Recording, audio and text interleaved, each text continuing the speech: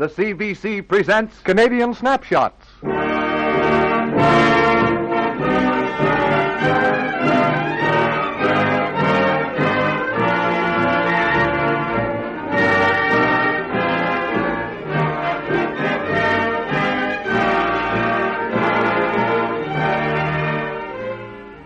Canada. Its romance, its color, its good humor, and its absorbing interest caught in the lens of the radio camera as it sweeps once more across a nation's vast panorama. Music, too, by one of Canada's native composers.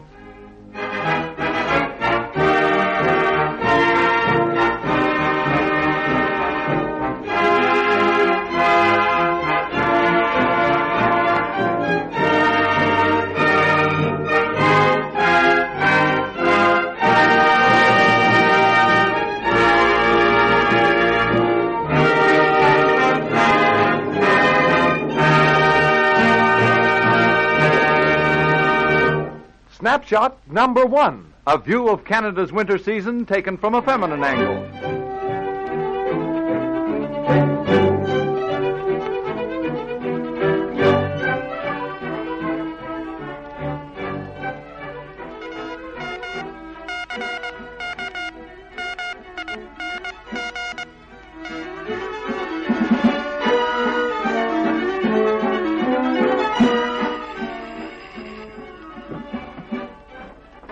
Telegram for you, Mr. Howard. Sign here. Oh, dear me, a telegram. Sign it, Yeah, well, there you are, my boy. Thanks, sir. Yeah. I wonder what... Jessie! Jessie, come here. It's a telegram. I'm coming. Well, there's nothing wrong, is there, Steve? Well, it depends how you look at it. Your sister Sarah's coming to pay us a visit on Friday. Well, for goodness sake. After all my invitations, Sarah's really coming to Yorkville. It sort of looks that way, Jessie. What's that about Auntie Sarah coming to see us? Oh, boy. Yes, Tom, and I want you to be on your very best behavior. And above all, keep your face and hands clean. Oh, why do I always have to be clean when visitors is here? Ain't visitors the same as other people? Never you mind. And don't go shouting around the house, scaring everybody out of their wits. Gee, I'm not shouting, Mom. Say, you think Sarah'll like to go coasting on the new slide our gang's built? Indeed, she wouldn't. She'd as soon be shot off in a rocket. We got to entertain her, ain't we? Maybe she'd like to go skating in the open-air rink or tobogganing or something. Gee, I got a swell idea. We'll get her a pair of skis and take her out skiing in the country, huh? Oh, Tom, understand your Aunt Sarah's a lady. Well, I see lots of ladies out tobogganing and skiing. Pretty snoozy, too, some of them. Yep, the boy's right, Jessie. Young girls sure look like humdingers in these new winter rigs. Yes, they do. Yeah, I'd like to see Sarah all dressed up, same as them, and going in for winter sports. Why, Steve Howard, do you mean to insinuate that my sister's one of these modern tomboys, gallivanting around on skates and skis and goodness knows what? Imagine Sarah in a parka and trousers. I think a law should be passed against women being allowed to wear such things. Fortunately for thousands of modern women, there are no such laws forbidding them taking part in sports and wearing the colorful and becoming costumes that each of these sports requires. Especially at this time of the year, Canada affords the opportunity for women to secure strenuous, health-giving outdoor exercise in her great out-of-doors. Canada invites women both at home and abroad to share in her list of many and varied winter pastimes.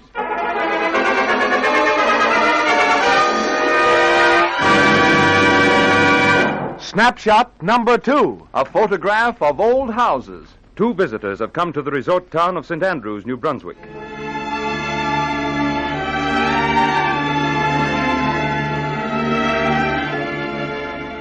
Well, Don, so this is St. Andrews, where your ancestors came after the American Revolution. This is it, Doris. Disappointed? No, not exactly.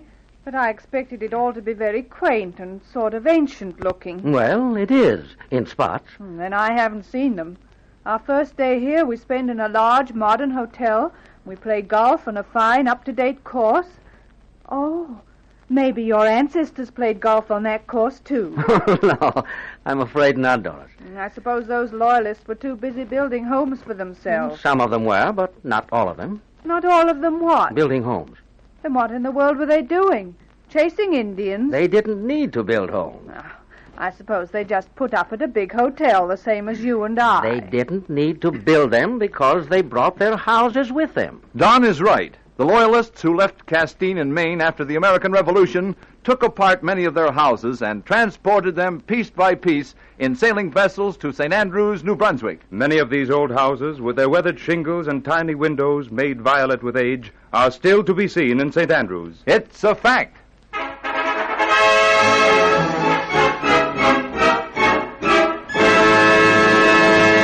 Snapshot number 3. Music from tonight's Canadian composer. The Toronto Conservatory of Music has numbered among its students many of Canada's distinguished musicians. Among these is Kenneth Meek, who now holds the position of Director of Music in one of Kingston's leading churches. This young composer has already written several distinguished major works, one of which is the suite Darby and Joan. The orchestra, under the direction of Samuel Hirshenhorn, will now play 2 movements of this suite, Cradle Song and Jig, composed by Kenneth Meek.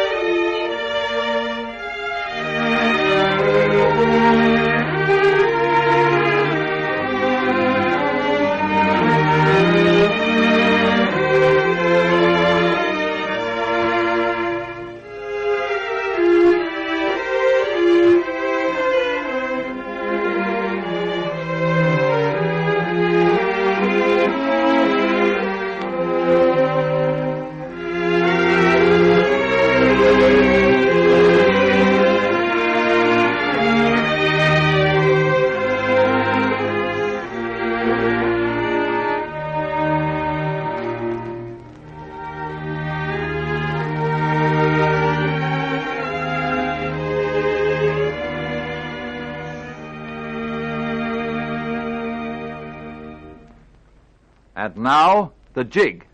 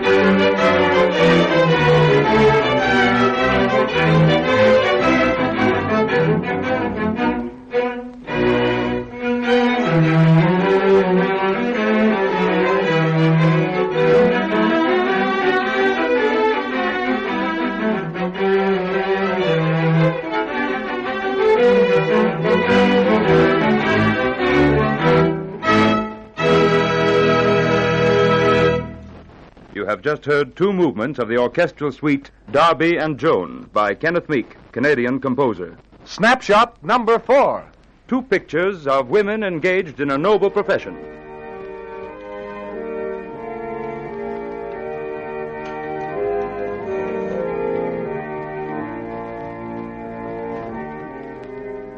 The middle of the last century, in the living room of the rectory of the Reverend John Smithhurst at Elora, Upper Canada. Land's sakes, Reverend. Look what the postal courier just brought you. A big box from the old country. This is indeed a surprise, Emily. Aye. Go ahead and unfasten the rope. Yes, Mr. Smithhurst. Oh, my, but these knots is tied tight. There's a carving knife on the dresser. Cut them with that. Thank you, sir.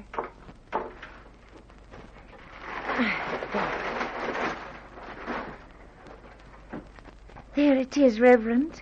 A chest. Will I open it, sir? Oh, by all means. Oh, upon my word, but it's a communion service. And a very beautiful one, too, Emily. Silver. Aye. Who in the world could have sent it to me? Oh, here's some Latin engraved under one of the pieces. What does it say, Reverend? Just a moment. Let me see. Acting for someone else. Ebenezer Hall, Donette Hick, gives this set of communion silver to the Reverend John Smithhurst,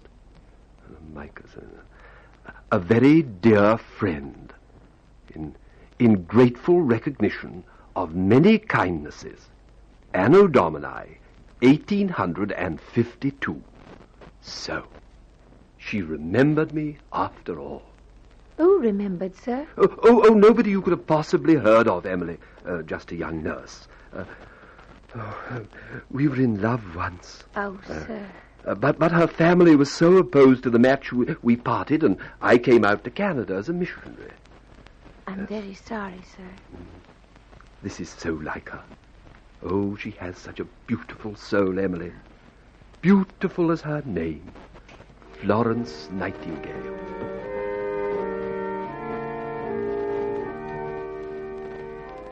Today, in St. John's Anglican Church, Elora, Ontario, you can still see this communion service sent by Florence Nightingale, who 2 years later in the Crimean War was to create the profession of war nursing. A little romantic incident linking Canada and the lady with the lamp.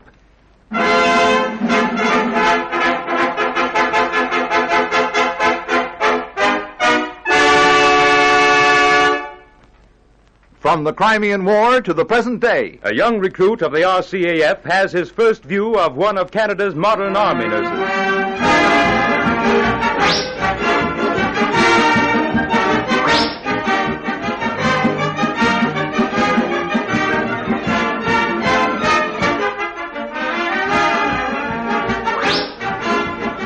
Jerry, what do you think of your first visit to Toronto since joining the Air Force? Oh, I think it's swell, Bill. Say, who's this good looker coming our way in the nurse's uniform? Now, how should I know? Boy, she's certainly a pipe bit... down. What do you mean, pipe down? I said, come on, salute. What? Salute, will you? What do you mean? Good morning. Hey, what's the idea of shutting me up like that? Well, what do you mean by making me salute that dame?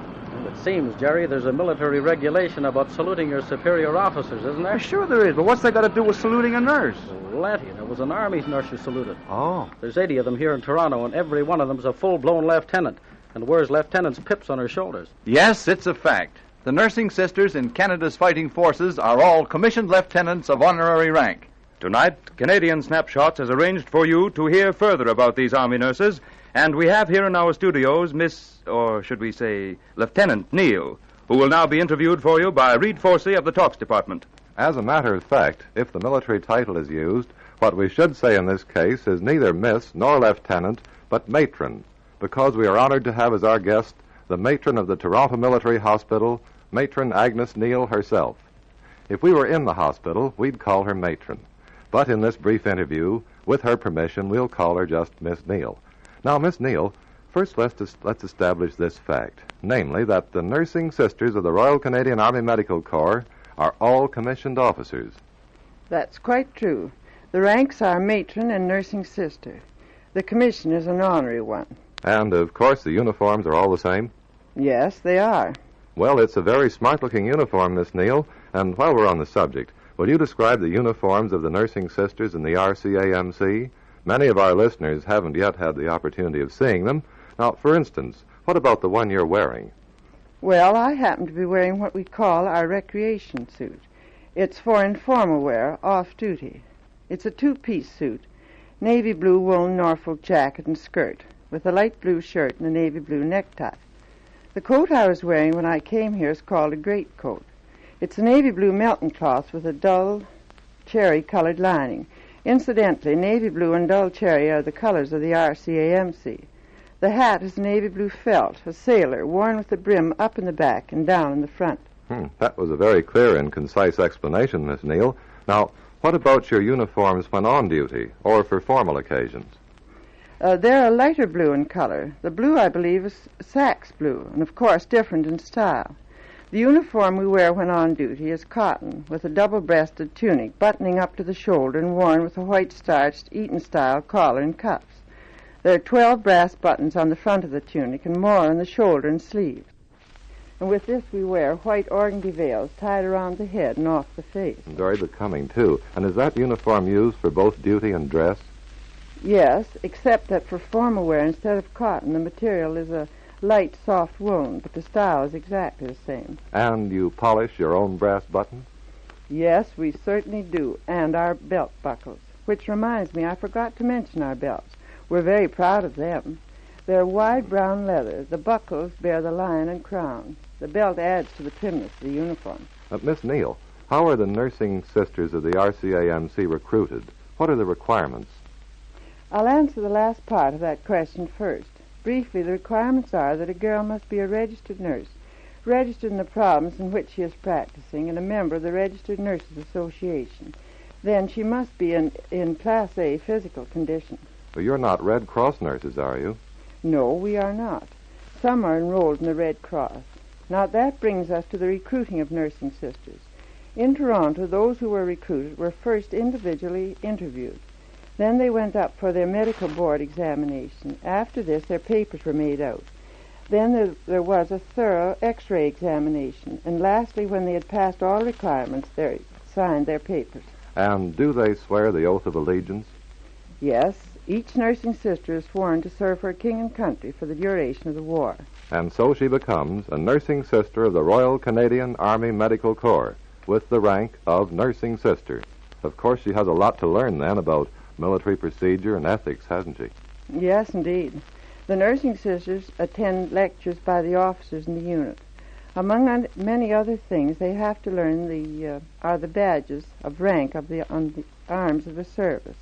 That in itself requires a lot of study, to say nothing of the many other details. I guess it would, Miss Neal. And now what about their work? How many hours a day is each nursing sister on duty? 8 hours. And there are nursing sisters in military hospitals right across Canada, are there not? Yes, all governed by the same regulations. And all ready to go anywhere on very short notice? Yes, of course. They're in the RCAMC and ready to serve their king and country. And our good wishes go with them, wherever they go, Miss Neal, and with you, too. Please accept our sincere thanks for being our guest this evening.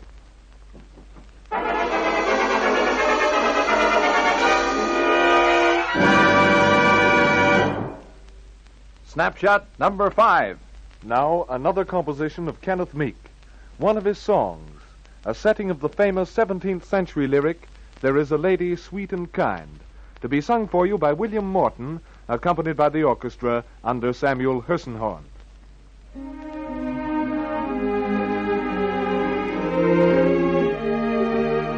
There is a lady sweet and kind, was never face so pleased my mind. I did but see her passing by, and yet I love her, and yet I love her till I die.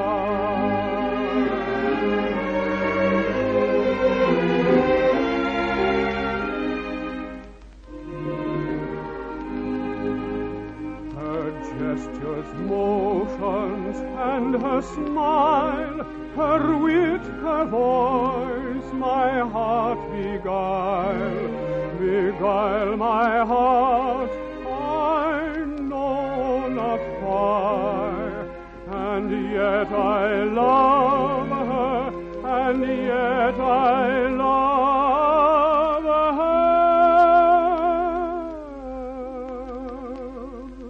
till I die.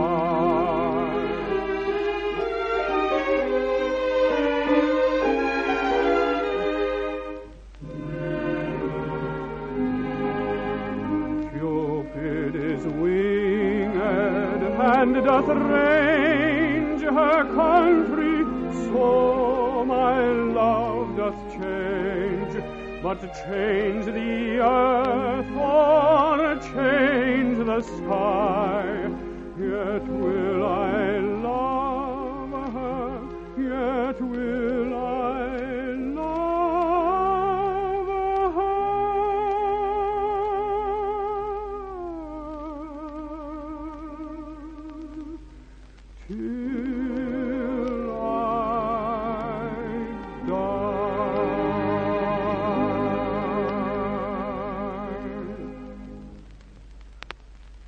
That was William Morton singing There Is a Lady Sweet and Kind, the second of two compositions representing the work of Kenneth Meek, Canadian composer. Snapshot number 6. One of Canada's firsts, where the first lollipops in Canada were made. The first chocolate factory in the Dominion was built at Dartmouth, Nova Scotia. Tonight, the Special Events Department has arranged for you to hear all about it. So now, come with us east to Dartmouth, Nova Scotia. This is Dartmouth speaking to you. We're out here now on the site of the first chocolate factory in the Dominion of Canada.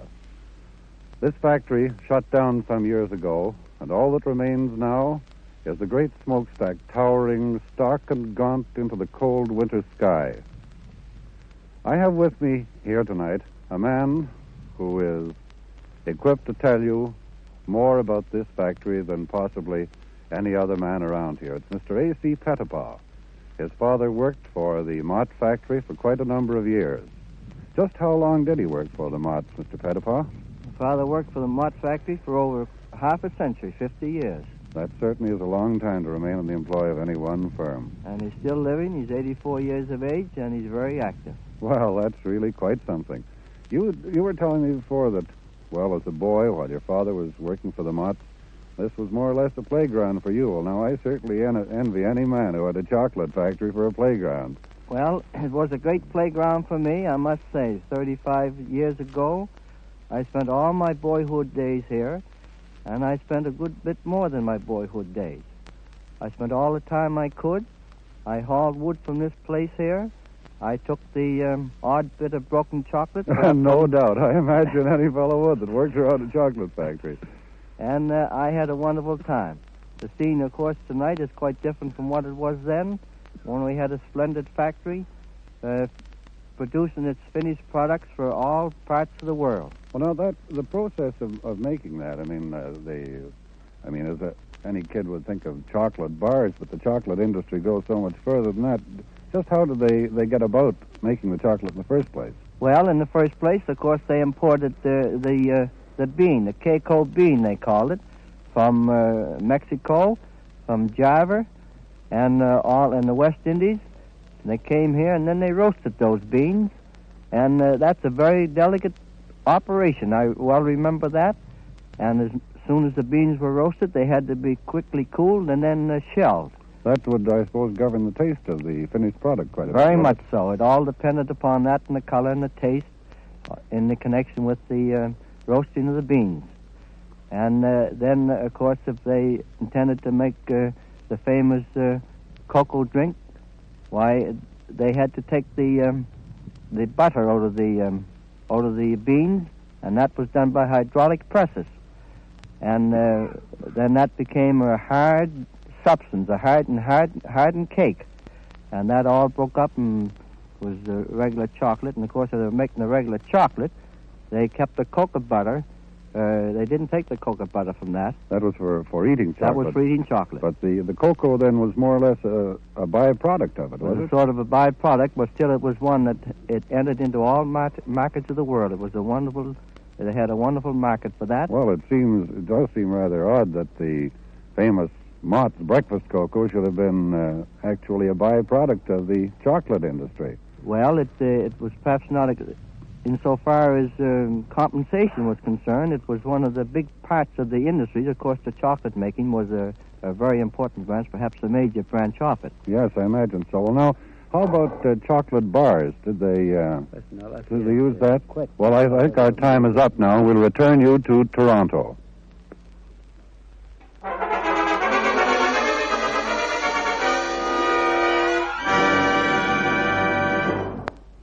Perhaps you, too, know of a Canadian oddity, something decidedly unusual or strange in the Canadian scene, something that would make a good subject for the actuality portion of Canadian Snapshots. If you do, write into the Special Events Department of the CBC, giving full particulars of your Canadian oddity.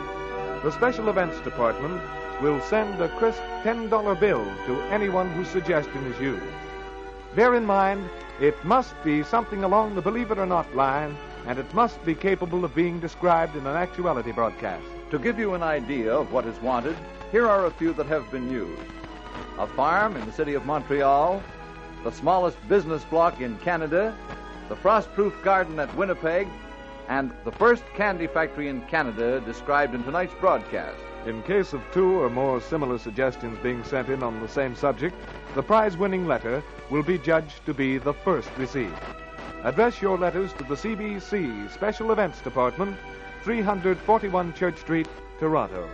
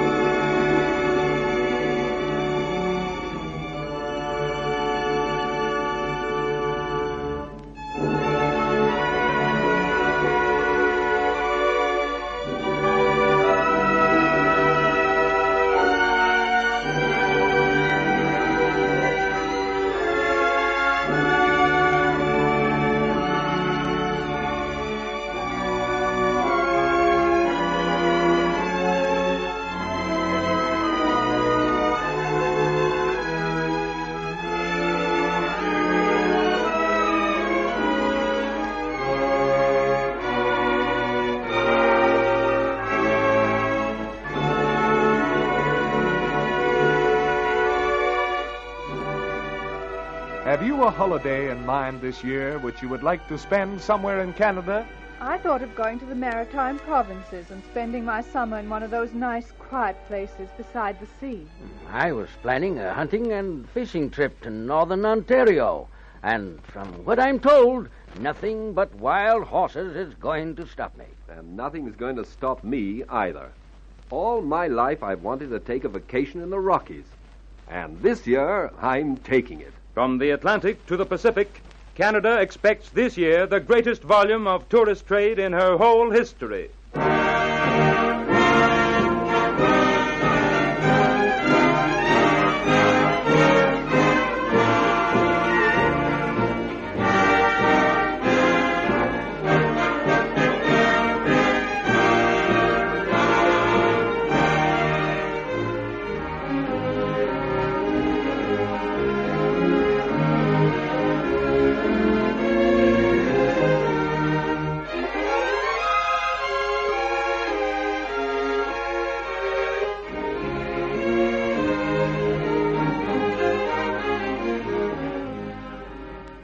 Canadian Snapshots has been produced in Toronto. The orchestra, featuring music by a Canadian composer, was directed by Samuel Hersenhorn. Another volume of Canadian Snapshots will be heard next week at the same time.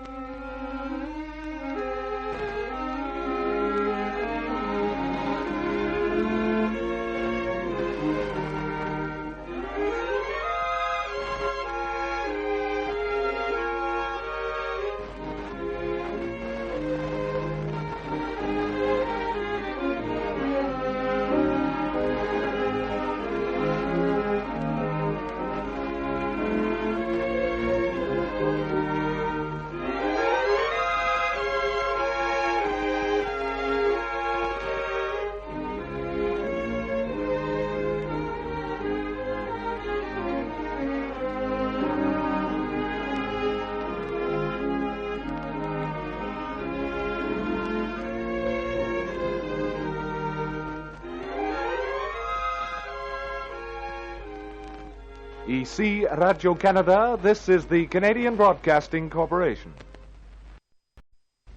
The CBC presents Canadian Snapshots.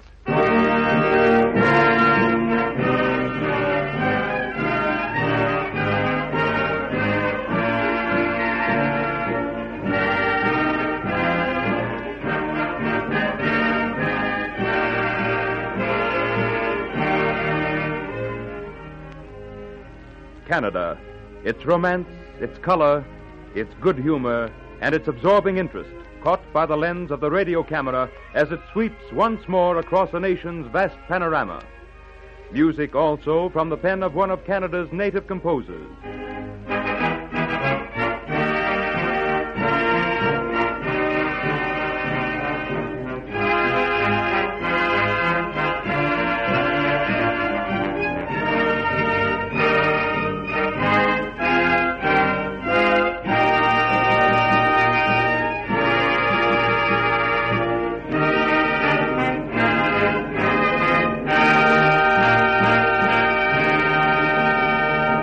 Snapshot number 1.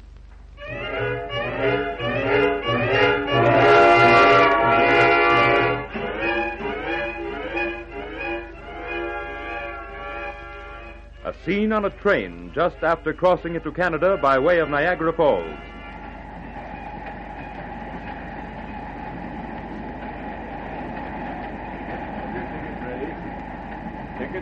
Tickets, please. Here you are, conductor. Thank you. Toronto, eh? That's right. First trip to Canada? Oh, no. I come up all the time on business. After stopping off in Toronto, I'm going up to the Muskoka Lakes for a few days. Well, skiing, I suppose. Oh, yes, sir. Good place for sports, especially this time of the year. Well, it's good at any time of the year. The swellest spot for swimming, too. Well, I have a summer cottage there, so I ought to know. Well, I hope you have a good time. I'm sure I will. Thanks, conductor. Tickets? Here's mine. Thank you. Vancouver. Mm-hmm. You've certainly got a long trip ahead of you. Been out to the coast before? Well, not since I was a girl. But I've had such lovely memories of British Columbia, I've always wanted to see it again. This is the first vacation I've managed to get in 5 years, and I'm celebrating by going right across the continent. Well, you won't be disappointed. You'll see some grand scenery on the way out there. And Vancouver's a great city. Yes, indeed. I'm from B.C. myself, and I wish I was there right now, breathing in that mild Pacific air. Take your choice in Canada. From east to west, winter or summer, all parts of this widespread country will provide enjoyment to the visitor who travels there.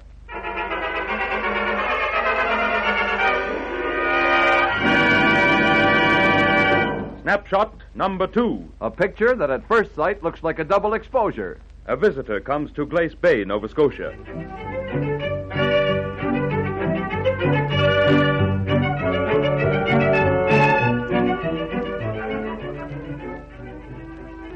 Well, Edith, Jesse and I are certainly glad you've come to stay with us in Glace Bay. Especially seeing as how you're our favorite sister. We haven't much to show you here. Nothing like you'd find in a big city, but we've a mighty fine transatlantic wireless station and, of course, our coal mines. The transatlantic wireless station? Yes. Well, that's something I'm not going to miss. Oh, lots of visitors go to see it. Mighty interesting, too. That's where Marconi sent the first wireless message from the North American continent to Europe. Oh? We'll take you there tomorrow. Oh, thanks, George. And how about arranging to have me taken down one of the mines? All I've right. never been underground in my life except in railway tunnels and city subways. Underground, eh? How about under the sea? Have you ever gone down in a submarine? Hardly, George. Only you men can get a break like that. I've only been underwater as far as I could dive. Then here's your chance to go really below the sea. What do you mean, George? You're not going to take me down in a submarine, are you? Not at all, but you asked to go down one of the coal mines, didn't you? Yes. Well, if I can get permission for you to go down one particular mine I know of, you'll not only be going underground, but under the sea as well. Perhaps that sounds like a paradox, but the entrance shaft of the famous coal mine, Dominion 1B, at Glace Bay on Cape Breton Island, Nova Scotia, is only 30 yards from the sea. Most of the mine lies under the Atlantic Ocean, with the working face 8 miles offshore. It's a fact.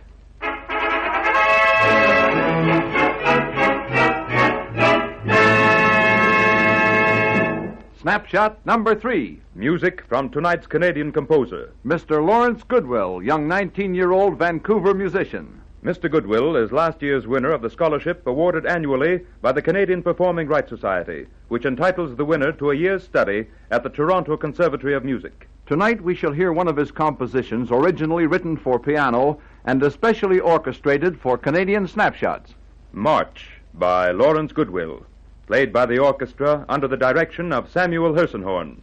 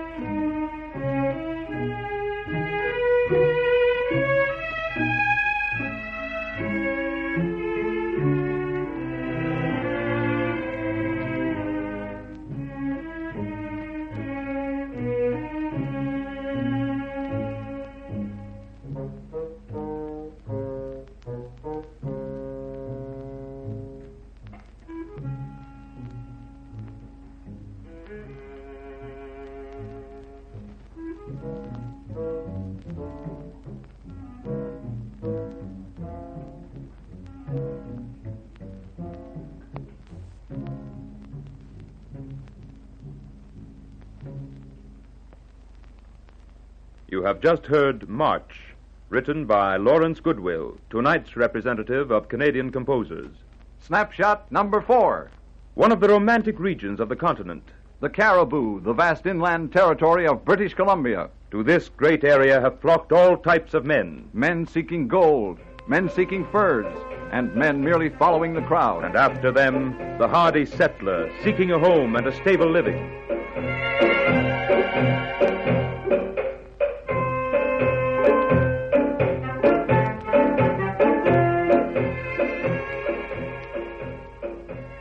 (1863), the days of the gold rush to British Columbia. The great Caribou Wagon Road along the precipices of the Fraser River Canyon has just been completed. 2 prospectors from California are making their way along it into the interior with a train of pack mules.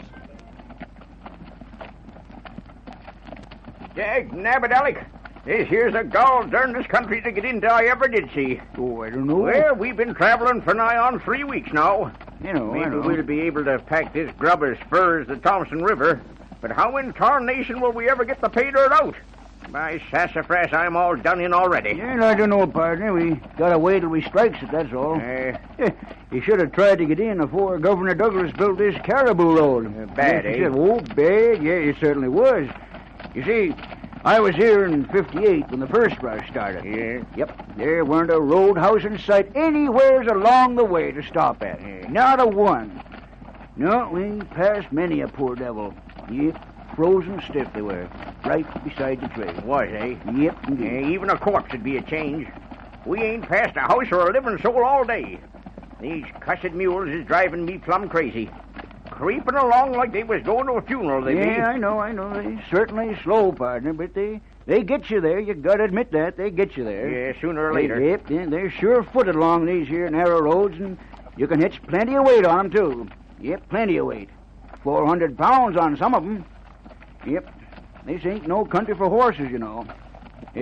Best be careful now, partner. Another 100 yards ahead there. We'll be going around that bend in front of us. Yeah, I see it. I got my eyes open. That's fine. I'm watching, Alec. Hey, sweet spirits of lighter. What's the matter? Holy smokes. What's the matter? By crikey, partner, am I seeing things? Where? What's that clear-looking animal ahead of us there? Coming around the road with a hump on its back. Where? I don't see it. Where? Well, it's certainly queer-looking. Look. Where? Oh! Yeah, I see it. Why, it looks like an animal I saw once in a storybook. I think they use them on the deserts in Africa. A camel. Yeah, that's what it is, a camel. Sure as my name's Alec Brown, it's a camel. Sure is fantastic looking. Maybe they live here, too, huh? Hey, did you get a whiff of that smell? Sure do. How do you make it? Who knows? Can't place it. Cantankerous, ain't it? Sure is. Say, look out! Stop! The mules is turning back! Whoa there! They're breaking loose! Hold them, Joe! Hold them! Get away from me! Hold them, Joe! There they go! Damn it, there goes all our grub and supplies,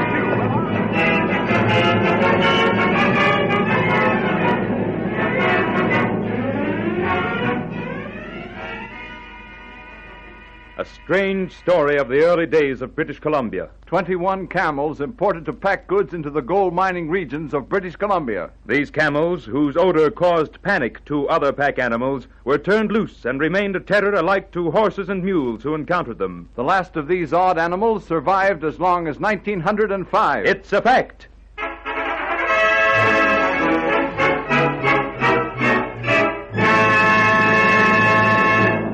Snapshot number 5. Sent to us by Miss Eleanor Henry, a little 9-year-old girl of Hamilton, Ontario. Canada is the home of many natural oddities, some of which have already been presented by Canadian Snapshots. The magnetic hill near Moncton, New Brunswick, where the illusion is created of being at the foot of the hill when one is really at the top.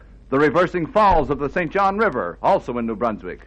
Rapids formed by the narrow mouth of the river, at low tide flowing toward the ocean, at high tide flowing inland. Canadian Snapshots now brings you another oddity, the Burning Springs at Niagara Falls, Ontario. Tonight we take you there where the Special Events Department will explain all about it. So now, over to Niagara Falls. Good evening, Canada. I am speaking to you from under the Falls View Observation Tower overlooking the Niagara Cataract at Niagara Falls, Canada. The Falls View Observation Tower is a large building with a glassed-in promenade on the roof from which thousands watch one of the world's 7 wonders. But though it is an awe-inspiring sight from here, it is not with old Niagara that we are concerned tonight. Instead, with something beneath this very observation tower. After you enter in the front door of the building, directly to the right is another door on which is lettering which reads, The Old Burning Spring. I am standing in front of this door, and beside me at the moment is Mr. Martin Gurin, who acts as guide to the many visitors who come to hear and see proven this old Indian legend of the water that burns. In just a moment, I'm going to ask Mr. Gurin to take me through that door. But just before we carry on, I'd like to tell you the story of the burning spring. The old burning spring is said to have been discovered by the Indians nearly 200 years ago. How the Indians discovered that the water burned is very interesting indeed. The youngest chief of the Chippewa tribe at that time was Sparkling Water, a boy of 17 summers who one day, accompanied by a band of warriors, went afar on a hunting expedition. He returned to camp with his spoils, among which was a bull moose weighing about 600 pounds. It was during a grand celebration in honor of his unusual feat that the medicine men, while striking flints together to ignite the faggots, accidentally caused a spark to fly into the spring, setting fire to the water and causing a great flame. When the Indians saw this, they were very much alarmed and afraid, believing a curse had been pronounced upon them, and fled in terror toward Queenston. The whole tribe had traveled some considerable distance before their medicine men could induce them to return and worship the burning spring as a god of fire. As time advanced, the Indians were driven in the background, and the white man found his way to the shores of old Niagara, and history tells us that the old burning spring was put on exhibition. And today, it is here, right through this door, produced as nearly as possible like the old Indian legend. Now, have I got that pretty straight, Mr. Gurin? Yes, you have. All right, let's go through the door. Going through, we find ourselves in a small, dimly lit circular chamber with a cement floor. In the center of the floor, there is a cement-lined pit, or well, about 5 feet deep and 4 feet in diameter. And now, let's look down the well. Water. About a foot of sparkling, crystal-clear water. Well, so far, it's just an ordinary-looking spring, with one exception. Sticking straight up out of the hole in the center of the bottom of the well, there is a length of pipe, just ordinary pipe that might carry the gas to your gas stove. On the pipe, about 6 inches from the top, which is about level with my eyes, is a tap, which also might belong to your gas stove. All right, now, Mr. Gurin, why do they call this the burning spring? Because it actually burns. Well, is this one of its off nights, or just won't it burn for strangers? No, I'll show you by taking the pipe out of the crevice of the rock. Now, do you see what happens? I certainly do see what happens, and you, ladies and gentlemen, can probably hear the water of the spring come bubbling and surging up from the hole in the bottom of the pool. But I'm sorry, Mr. Gurin, and I don't want to appear to be a stickler on one point, but it's still not burning. All right, and now I will show you. By taking a taper and placing it close to the surface of the water, I will now ignite the water. And there it goes. The entire surface of the water is burst into the flames, rising almost to the top of the pit itself. And so the burning spring does burn. And say, this is all right. It's the warmest I've been all day. Now, Mr. Gurin, that we've got it going nicely, I hate to bring this up, but how do you put it out? Just by placing this pipe back into the crevice of the rock. I see, and now Mr. Gurin is trying to place the pipe back. And there it goes, putting out the fire and stopping the flow of water. What would happen if you opened the tap on top of the pipe, Mr. Gurin? Just this. Is that gas? It is. Can you light it? Yes, I can. And so he did. The gas now is escaping as flame, blue and white flame, looking exactly like a gas jet. The peculiar thing about this burning spring is that the blue flame is the coldest part of the fire. All the fire and the heat is contained in the white part of the flame. You can put your hand or a piece of cloth through this blue flame, and it will not burn or mark you in any possible way. And that is the reason for it being put on exhibition. Well, thank you very much indeed, Mr. Martin Gurin, for this visit to Canada's own burning spring. And this concludes, ladies and gentlemen, one half of Snapshot number 5 from Niagara Falls. To complete the exposure, we take you now to Hamilton, Ontario. Good evening. Possibly you're wondering why Snapshot number 5 is in 2 parts tonight. But as regular listeners know, we have offered for some time on this program a $10 prize for oddities sent in and used on the program. Now, the winner of tonight's story of the burning springs at Niagara Falls, Ontario, sent in a little script on child's stationery with a picture of a little dog imprinted on the top. The script was printed with lead pencil, and when it came across the desk in Toronto, we were struck by its wording, inasmuch as it was a complete, condensed, dramatized script of the spring at Niagara. After a decision, we figured out the young lady who sent it in must be possibly 7, 8, or possibly 11 years of age. And it brought home the fact that radio, although still young, has taken hold to the extent that the little people in this world of ours are beginning to understand its operation. So therefore tonight, sitting here in Hamilton with me, is a little lady whose name is Eleanor Henry. And Eleanor tells me she's 8 years of age. Now, Eleanor and I are going to try and reenact what she thought would explain the burning springs in her little script, which Daddy or Mother Henry didn't even know she was mailing to us. So we've got this little script here, and Eleanor and I are going to read the parts. And Eleanor was just clever enough to put in this script a boy and his father rather than the girl. So, Eleanor, let's just read this little script here. If we make a noise with the paper, why, that isn't going to mind either. So I'll start up here at the top here now. Boy with his father going around the pool, etc., at Niagara Falls, and he comes to the burning springs. What do you call this? Why, this is the burning springs. Why do they call it that? Well, that's because the water comes up and burns if you strike a match. Have you got a match? Mm-hmm, I have. Will you strike it? Yep, just a minute. There we are now. It's starting to burn. That's fine. And this was signed, yours sincerely, Eleanor Henry. Now, Eleanor, let's you and I talk just for a minute or two, eh? What gave you the idea of sending in the story of the burning springs? I read about from a paper my daddy brought home. That paper your daddy brought home. Well, now, where did you get the idea of writing it out like a dramatic script? From the reader we use at school. It shows how to make a play from some stories in the book. Well, that's just fine now. Now, will you tell me what grades you're in at school? I'm in grade 4. Mm-hmm. And what do you like to do best? I like art the best. I like to print with watercolors. You like art and you like to paint with watercolors. Well, now, what else do you do when you're not in school, Eleanor? I practice the piano and listen to my radio in my room and play outside. You listen to your radio in your room. Is it a little wee radio or is it a big radio? A little wee one. A little wee one. How big? Oh, about... Little wee one, eh? Well, now, let's see.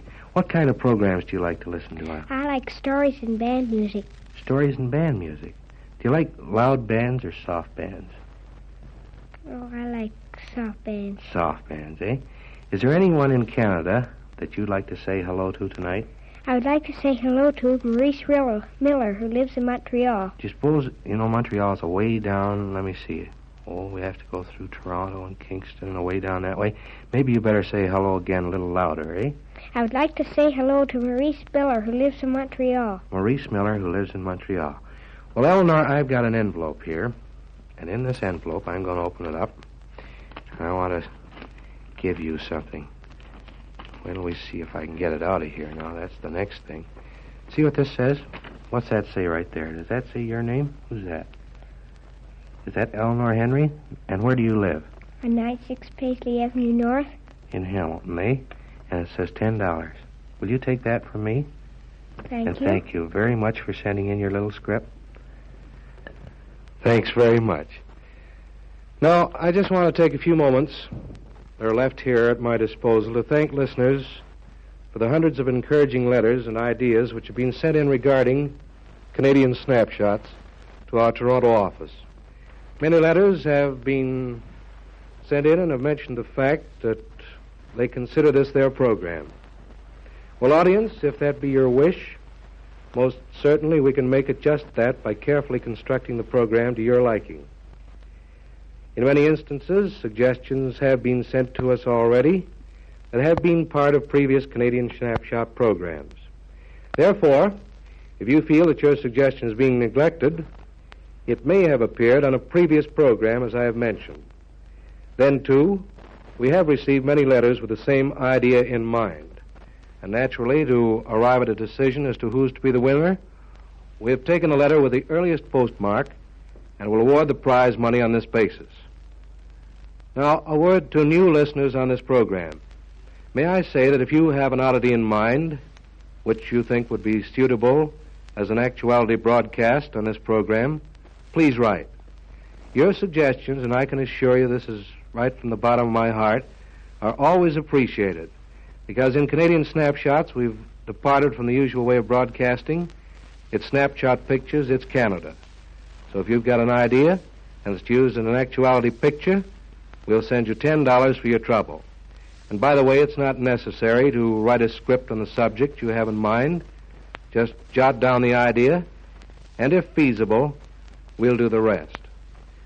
And our sincere thanks again for all your letters. The address, by the way, to send your letters is the CBC Special Events Department, 341 Church Street, Toronto. And now, Sammy Hersenhorn in Toronto, I was going to get Eleanor to sort of start the music back there to finish off our program. But you've got a name that's unpronounceable to a child. I'm not kidding you, honestly. I've got a name in the same category, and I guess the only thing we can do is change our names to Smith, Brown, or something the little folks can handle. So, if you're all set with the music in Toronto, baton raised, you can lower it anytime.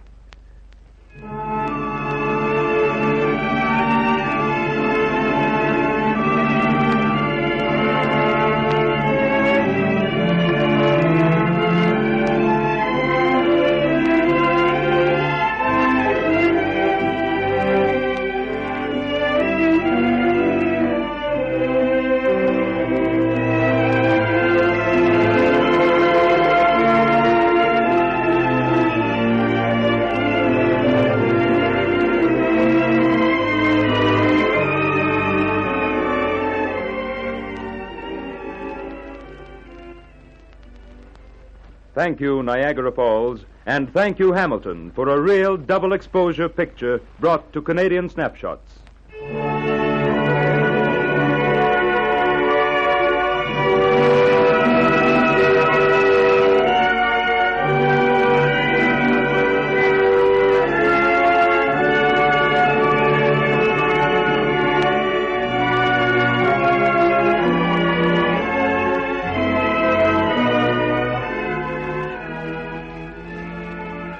The whirligig of Canada's exhilarating winter season is now at its liveliest. For her winter visitors, there is ample opportunity everywhere to enjoy her snow-clad playground. But I'm too tied down to business this winter to take a holiday. With the children at school, I can't possibly get away at this time. If you are prevented from visiting Canada this winter, you may come instead this summer, and you'll find that Canada then is equally attractive as a summer vacation land. So plan ahead for a trip to Canada.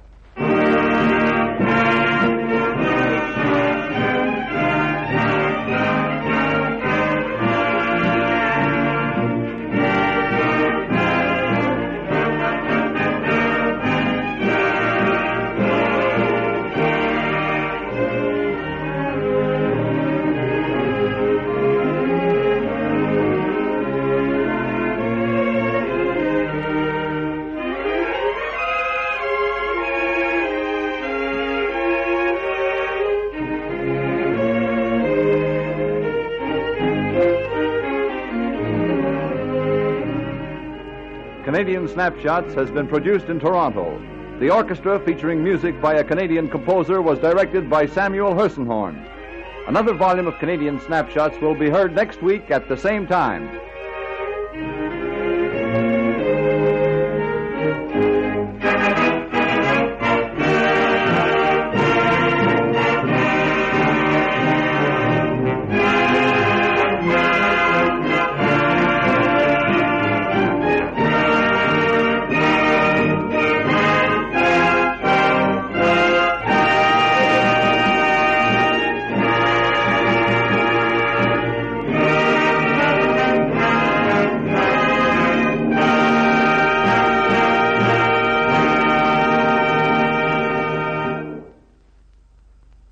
CBC Radio-Canada. This is the Canadian Broadcasting Corporation.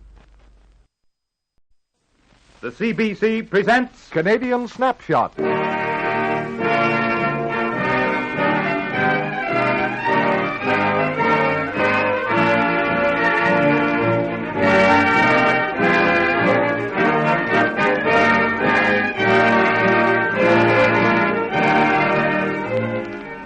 Canada, its people, its romance, its good humor, and its colorful attractions, caught by the lens of the radio camera as it sweeps once more across the nation's vast panorama, with music also by one of Canada's native composers.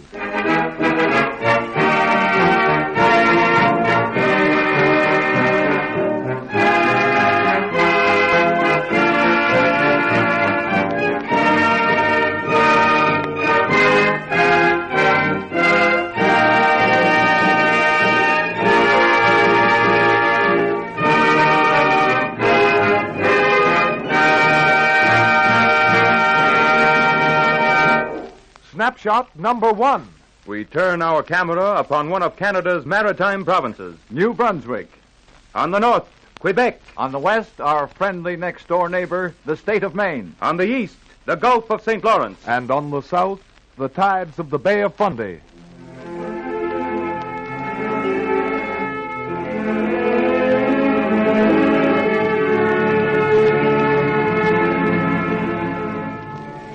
Yes, sir. The tides of the Bay of Fundy are the highest in the whole world. Why, I've seen them in places along the coast rising more than 50 feet.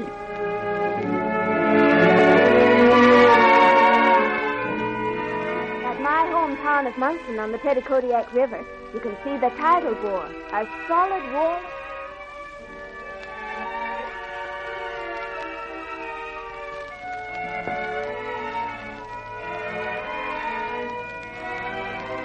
Molten silver that almost makes your heart stand still. It's so beautiful. And just above the mouth of our St. John River, you can see the reversing falls.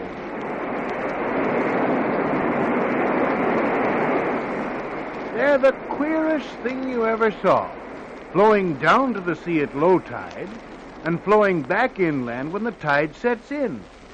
And right in the St. John Harbor, you can land salmon the like of which you never hook anywhere else. Don't you believe it? Up here in the north of the province on the Restigouche River is the place for you seasoned fishermen who want the thrill of landing real beauties. Yeah, but what about our Miramichi River? Yes, and the Upsoquitch. Yeah, and the Mephistoquet.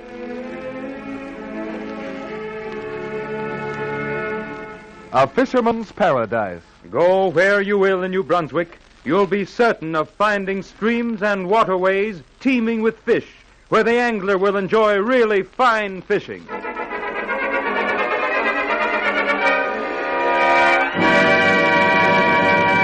Snapshot number 2. The scene of this view is the dining table of a modest boarding house in Huntsville, one of Ontario's foremost winter resorts.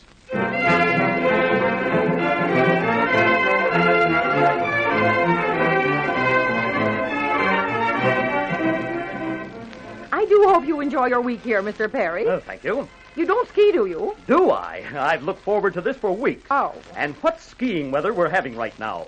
Real powder snow and just the right amount of cold. I'll show some of the experts here a thing or two. I'm sorry you ski, Mr. Perry. Oh, why, Mrs. Carson? Every year I see young men like you come to Huntsville to ski. It's so sad.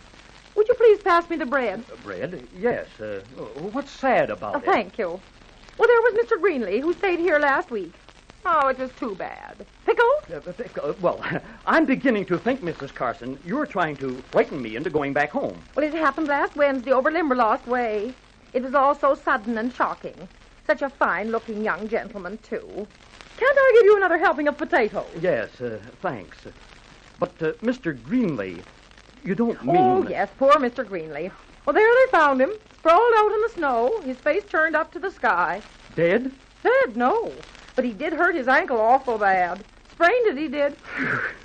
Is that all? Well, You had me going there for a minute. What's a sprain or two? As long as I'm able to hobble onto the train when I'm to leave, I don't care what I sprain. Oh. The CNR will see that I get home from there. A great outfit, the CNR. 20,000 miles of service. I'm an employee of theirs. Who would have thought it? 20,000 miles. Oh, but it doesn't beat the railroad over at Lake of Bays. Now don't tell me you've got a railroad here longer than the CNR. Why, that would just about make it the longest in the world. Of course it's not the longest in the world, but they do say it's the shortest. Yes, the shortest complete railway system in the world, owned and operated by an individual company, is the Portage Railroad 1 mile long, joining Peninsular Lake with Lake of Bays, Ontario. It's a fact.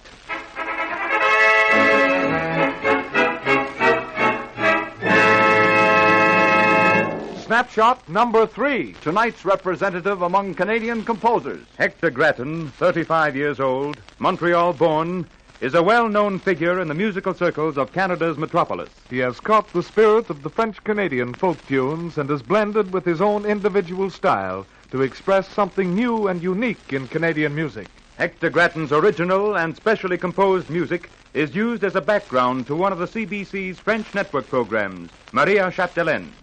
We shall now hear Hector Grattan's Rondo for strings and piano. The orchestra is under the direction of Samuel Hersenhorn.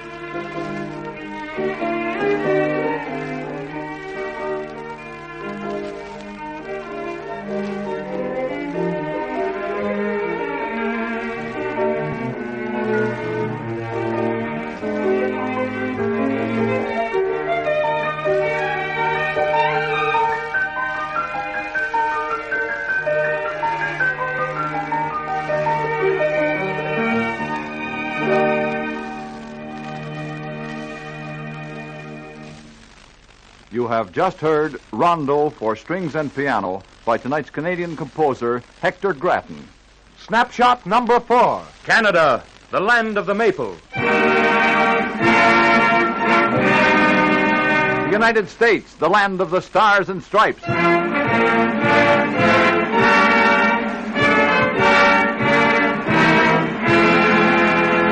For over 125 years, the hands of the United States and the Dominion of Canada have been clasped in unbroken friendship. Material witness of this friendship can be found everywhere along the boundary joining, not separating, the two countries. 4,000 miles of unprotected borders. The great bridge over the Thousand Islands in the St. Lawrence River, built by both governments. The International Peace Garden on the imaginary line dividing Manitoba and North Dakota. But as a sure sign of mutual understanding, nothing surpasses the activities of 4 towns on the international boundary. On the Canadian side, St. Stephen and Milltown in New Brunswick. On the American, Calais and Milltown in Maine. Here is cooperation between different nations at its best.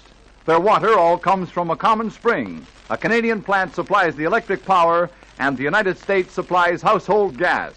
The hospital at St. Stephen, New Brunswick, serves the people of all 4 towns. Here in this hospital waits an expectant father who has brought his wife from Calais across the border.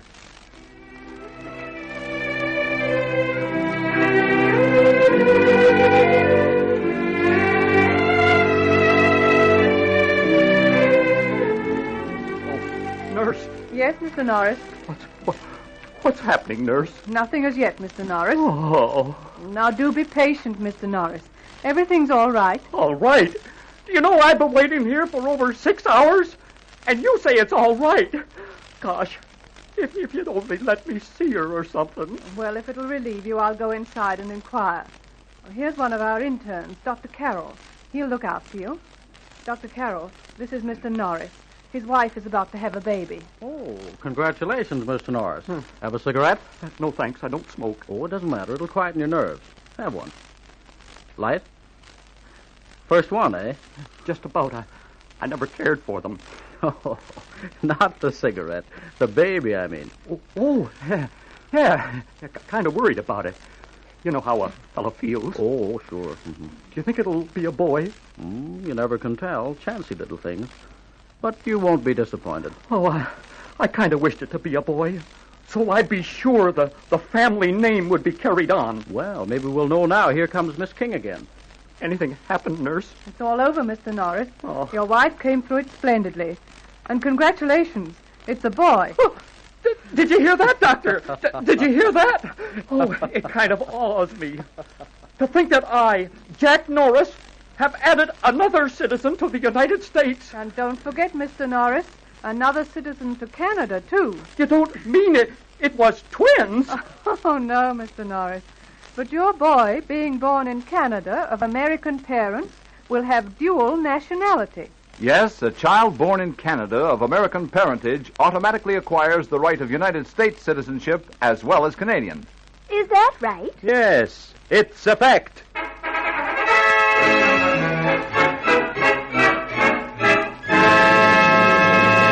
Snapshot number 5. Once again, the music of Hector Grattan, young French-Canadian composer. The work to be heard is Chanson et Danse for solo violin and orchestra. The soloist is Harry Adaskin. Mr. Adaskin, accompanied by the orchestra under the direction of Samuel Hersenhorn, now plays Chanson et Danse by Hector Grattan.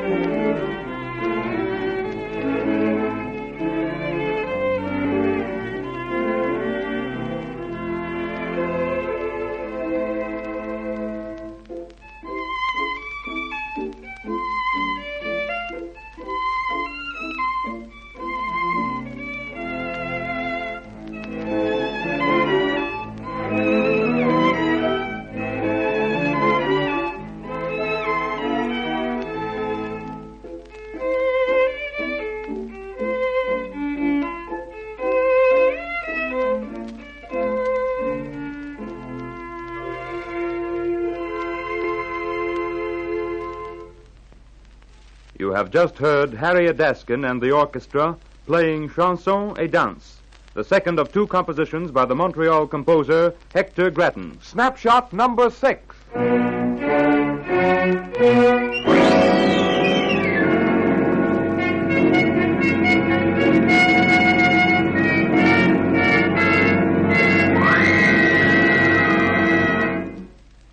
Each year, thousands of sportsmen travel with gun and guide into the far-flung hunting grounds of Canada. Such a hunter and guide we now find at the end of a successful day sitting around a campfire. Oui, monsieur. That was one fine moose you shoot today, Mr. Young. The antler, the horn, you know, it must have spread, well, more than 7 feet, eh? No, Jacques. No exaggerating. Let's say 5 feet. Oh, bon Dieu. I never see bigger animal than this. Never, Jacques? Well, no, except the grizzly bear. That's the biggest animal you can hunt in Canada, you know. Would you believe it, Jacques? I once hunted an animal that was much, much bigger. Oh, well, maybe you go hunting in Africa for elephant, no? No, it was right here in Canada. This animal was 100 times larger than your grizzly bear. 100? Oh, Yes, no, you make a joke, eh? Hey, what you use to hunt him? Field cannons? Huh? No. All we used was spades. Oh, you dig him up, eh? That's an animal that live in the ground? That's maybe a prairie dog, huh? No, it wasn't a prairie dog we were hunting, but it was on the prairies in Alberta, along the banks of the Red Deer River. You see, the animals I'm talking about are dead, have been for millions of years. They call them dinosaurs, and you have to dig if you want to hunt them. You hunt dead animal? Well, that sounds crazy to me. But not so crazy to the scientists who have dug for them. For over 40 years, the Red Deer River Valley in Alberta has been famous for the fossil remains of dinosaurs, the huge prehistoric monsters who once roamed this part of Canada. Notable collections of these remains can be seen in many of the fine museums in Canadian cities.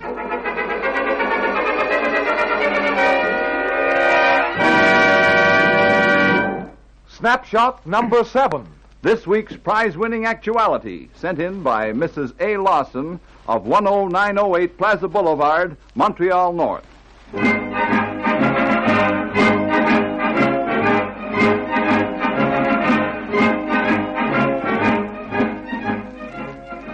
Quebec, the gray old city on the hill, lies with a golden glory on her head, dreaming throughout this hour so fair, so still, of other days, and her beloved dead. Quebec, that has witnessed the most stirring scenes in Canadian history beneath her ancient citadel, is a city where the romance of the past lurks around every corner. Tonight, through the eyes of our special events department, we shall look around one of those corners, and there we shall find the narrowest street in all Canada. This unusual snapshot was taken in Quebec City. It's a fact that we're speaking to you at this moment from the oldest and narrowest street in Canada's oldest city, a street called Sous le Cap in the very heart of Lower Quebec. Those of you who know Quebec will, of course, know Sous le Cap, for it's famous as a point of interest to visitors.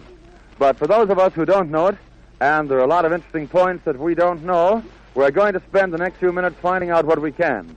In the first place, Sous le Cap means under the Cape, and certainly that name suits the street perfectly. It's at the very foot of the great towering Cape Diamond, famous as the site of Quebec City's first fort, and famous today for the massive structure of the Chateau Frontenac, which towers high over us.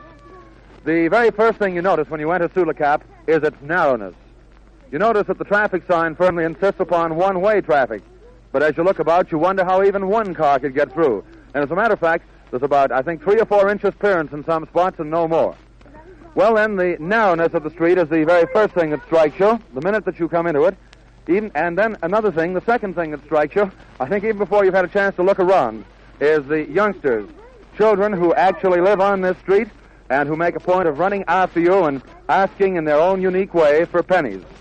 Matter of fact, we're surrounded by children right at this moment. Maybe you've been noticing that, and already I think we've handed out quite a tidy sum in coppers. But the children aren't at all offensive. In fact, there's something rather appealing about them. And although this is, I think, definitely one of the underprivileged parts of the city, the kiddies themselves are healthy enough looking specimens and make quite a picture wrapped up in thick winter clothes.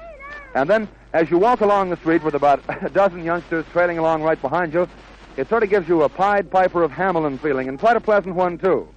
But so much for the children right at the moment. Right now, we've been walking along, and right now, we've stopped in front of one of the few stores which have access to Sous le Cap. Actually, I'll see by looking up the sign, this is Mr. Messier's store. And actually, this is the back door, because the store runs the width of a block and fronts on St. Paul Street, which is just to the south of us. But this definitely looks like one of the older establishments of the lower town, and I think we'll perhaps be able to find out more about the history of this narrow street. Let's just go in and see if we can find the proprietor. How do you do, sir? Are you, by any chance, the owner of the store here? Oui, monsieur. And in that case, then, would you be Mr. Messier? Sure I am. That's fine. Well, now, I wonder if you could tell us what you can about Sous le Cap. What do you know about it? I mean, we're interested in knowing whether we were right in saying that it is the oldest street in Quebec. Is that a fact? It's the oldest street, sure. Yeah, that's right, eh? And tell me, has it always been called Sous le Cap? No, not exactly. And if we'll find out by the plans of St. Charles, the old plan of Quebec, that in 1833, this street was called Soto-Matelot Street. I see. Well, what does that mean? Do you know? Well, Soto-Matelot is a street that runs now on the south of the city, just in front of the river. Oh, I see. So it was in 1833 then that they first began calling this Sous le Cap?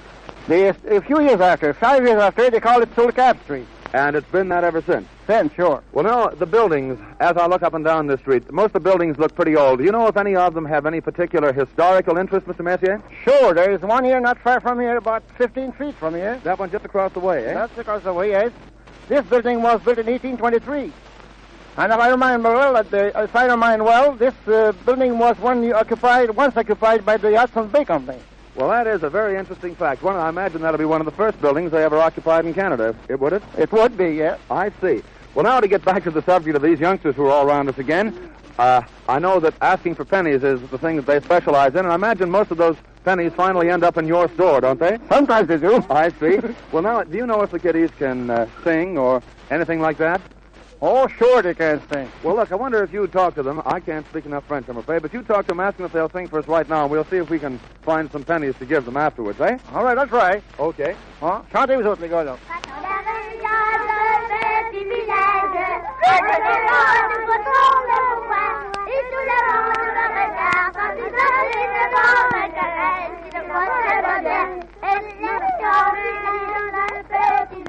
Well, that's just fine. We'd like to stay and hear some more from the youngsters here in Sulacap, but time's up and we're going to have to be on our way.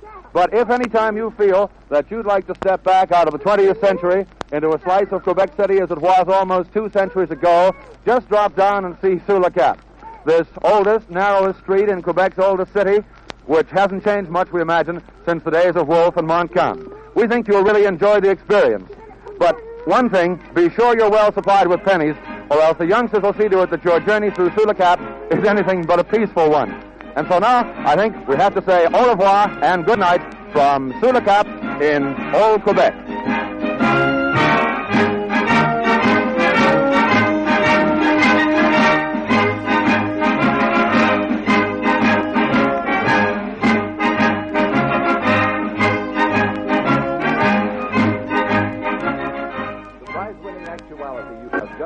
Was the suggestion of Mrs. A. Lawson, 10,908 Plaza Boulevard, Montreal North.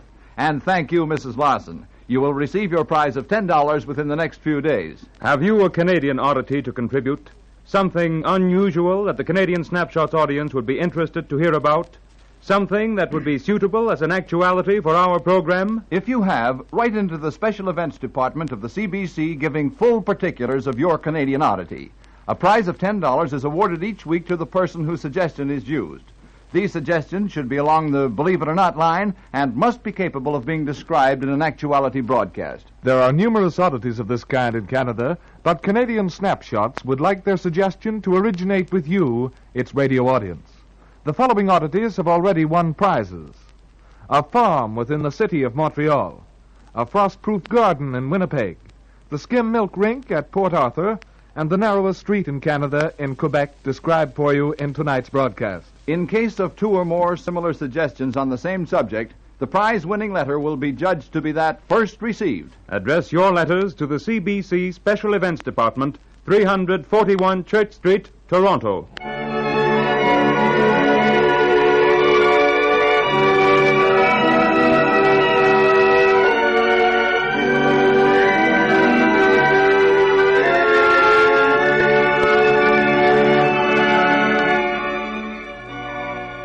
Even in wartime, Canada is not neglecting her welcome to visitors. But the war is just my difficulty. I was seriously thinking of visiting Canada this year, but maybe I'll have trouble with the Canadian immigration officials getting in. Well, madam, just put those fears to rest. You will not find the procedure of immigration changed since the outbreak of war, as relating to citizens of the United States. But what about visas and things? Surely it's not as easy as all that. Visas are not necessary, and it is as easy as all that. The friendly portals of Canada are open, as always, to her visitors.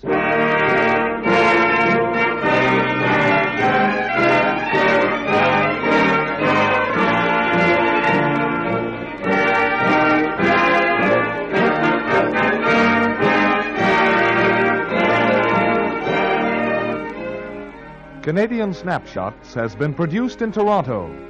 The orchestra, featuring music by a Canadian composer, was directed by Samuel Hersenhorn. Another volume of Canadian Snapshots will be heard next week at the same time.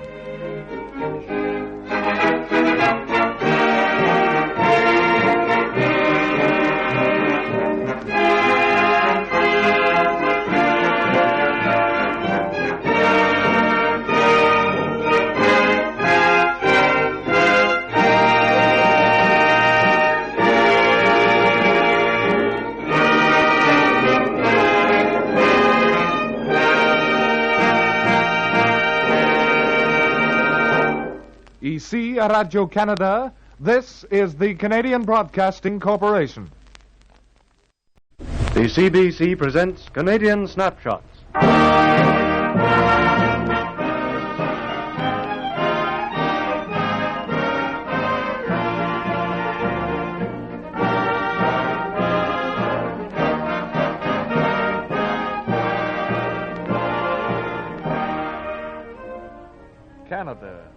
its people, its romance, its good humor, and its colorful attractions caught by the lens of the radio camera as it sweeps once more across a nation's vast panorama.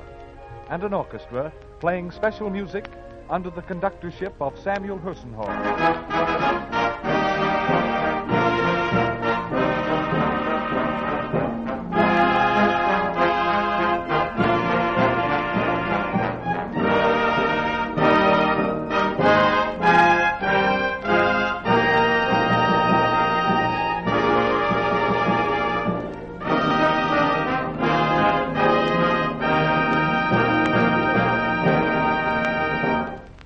Once again, it is blossom time in Ontario, and the Niagara Peninsula is now an enchanted land.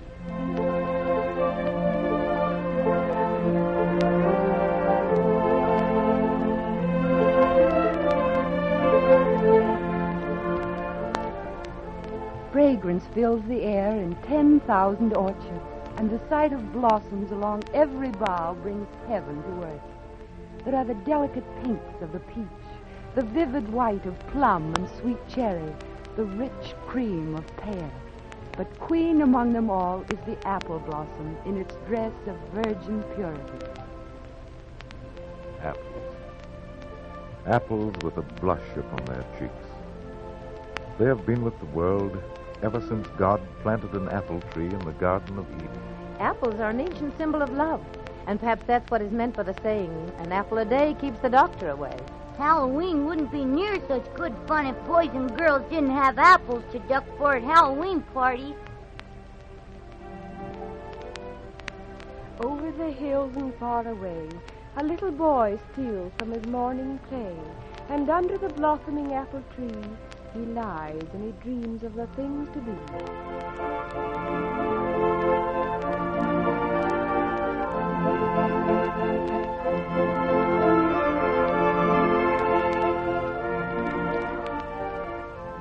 Next week, we'll see another burst of blossoms, this time throughout the length of the lovely Annapolis Valley of Nova Scotia. On a day in early June, when a young lad was I was caught in a charm like a wild bird's cry, with the sorcery of summer on the marshes by the tide and apple blossoms snowing down by every roadside. For the glory of the world laid a spell on me, and I gave my heart away to the sweetheart of the sea.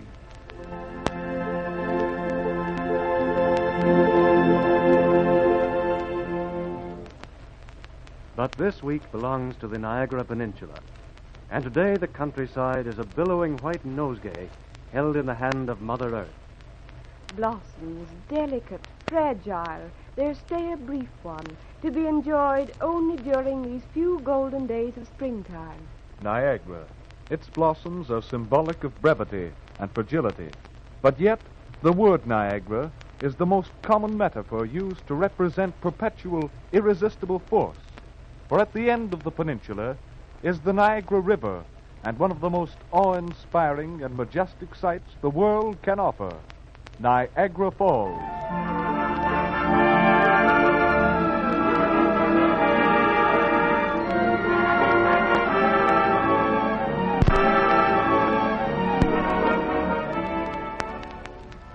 The Niagara holds in fee more than one-half the fresh water in the universe. Water that penetrates into the very heart of the continent. Lake Erie, Lake Huron, Lake Michigan, and Lake Superior. A mile above the Great Falls, the Niagara River begins a mad, desperate rush to Lake Ontario.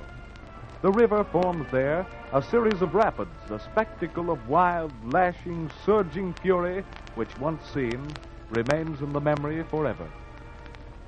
As you look up the stream, the rapids are seen tumbling on toward you like huge breakers on a sandy beach, but with no shore on which to spend their force. The clouds form the skyline, and it's as if the sky were open for a second deluge. It is truly called a shoreless sea, a magnificent sight. Onward the water rushes in its madness, and with a terrific roar hurls its volume over the 160-foot precipice into the chasm below, a boiling, seething cauldron from which rise beautiful columns of spray. A mighty flood of water, reborn as it dies, seemingly impossible for any power to stop its flow.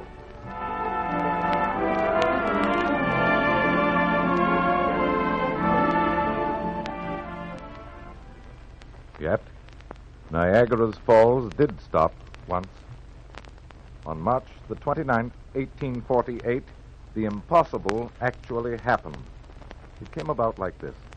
On the previous afternoon, a violent gale had begun to blow from the direction of Lake Erie.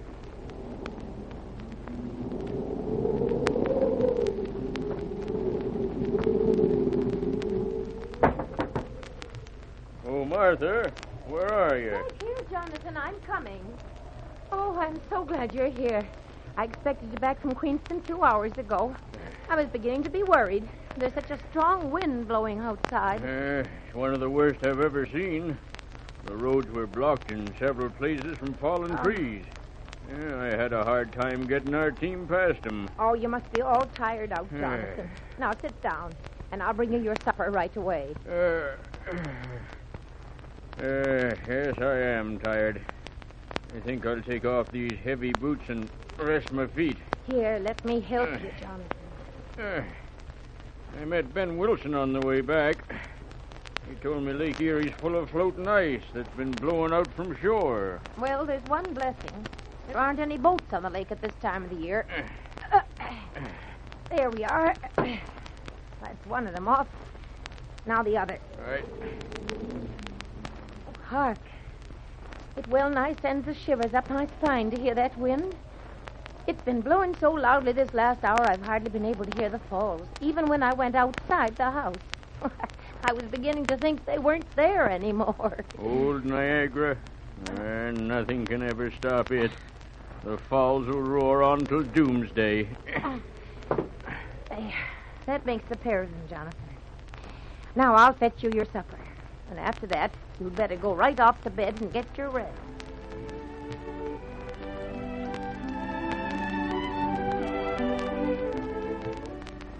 But in the morning,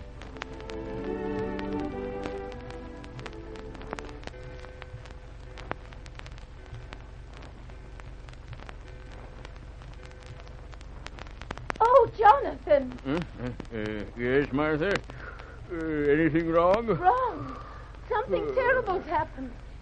Get up this second and come here to the window.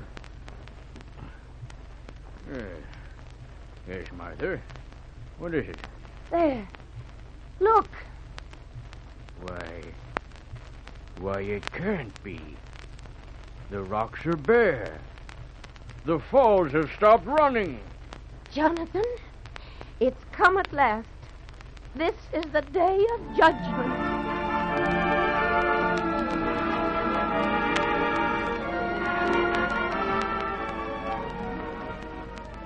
yes, Niagara had run dry. The violent southwestern gale had driven the mass of floating ice in Lake Erie into the narrow entrance to the Niagara River and heaped it there, forming a dam that cut off almost the whole water supply from the lake.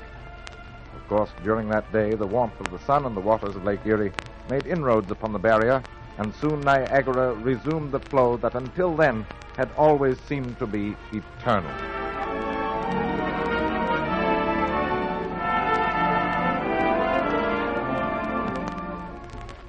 No one acquainted with the Niagara of today can imagine the conditions existing there a century ago. The land along the banks of old Niagara was under private ownership, with a different fee charged for every point of vantage from which to view the rapids or the falls.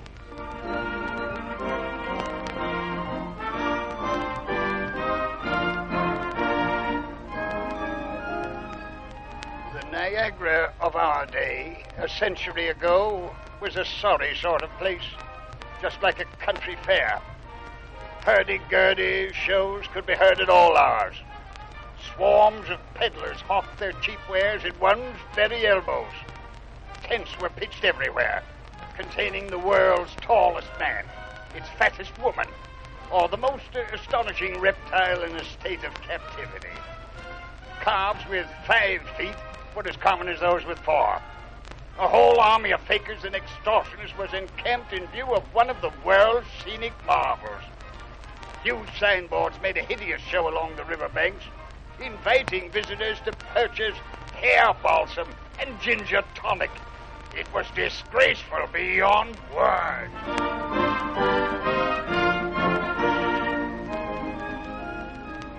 Today, the sideshows and the signboards have disappeared, and in place of the former private properties, a continued series of public parks lines the edge of the river.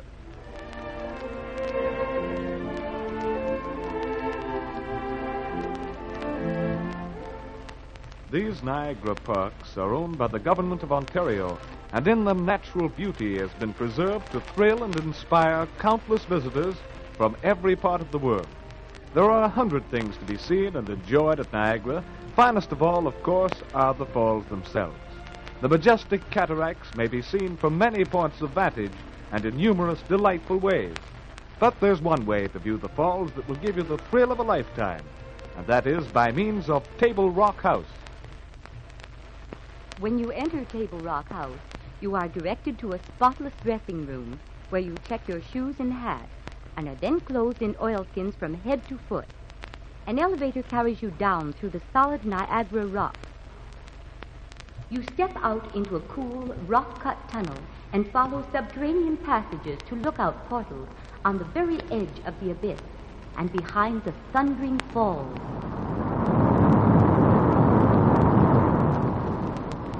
All about you are countless tons of wild, crashing water, creating an inferno that sends up vast clouds of mist.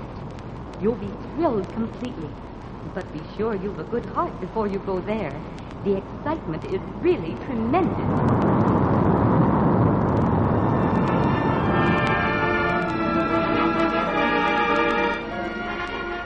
Table Rock House is only one of the exciting spots at Niagara. There's the Spanish aerial car carrying passengers across the whirlpool, beautiful Victoria Park, and the Oaks Garden Theater, an architectural masterpiece. There's the sight of the falls by night, when batteries of searchlights flood more than 1 billion of candle power on the leaping waters. There are old battlegrounds, Queenston Heights, where General Brock met a glorious death, and ancient forts like Fort George at the Niagara's mouth. And there's the Maid of the Mist, a tiny steamer that carries visitors through the vast clouds of mist and boiling waters almost to the foot of the falls, a perfectly unique cruise.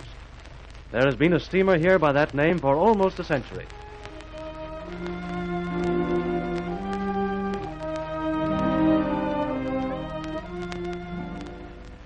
The name of the Maid of the Mist is taken from an Indian legend that tells of 2 suitors for the hand of a beautiful Indian maiden. The ardent lovers met in mortal combat upon an island at the brink of the falls. Seeing the one of her choice struck dead, the maid leaped into her canoe and was carried over the cataract.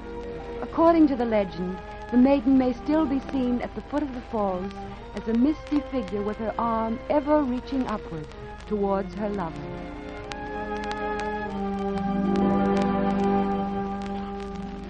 There is the memory on the Niagara River of another ship, a ship which sailed from here up the Great Lakes more than 250 years ago.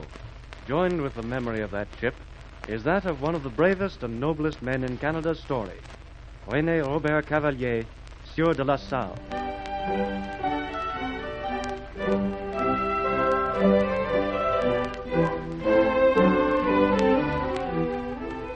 It happened on the Niagara River in 1679.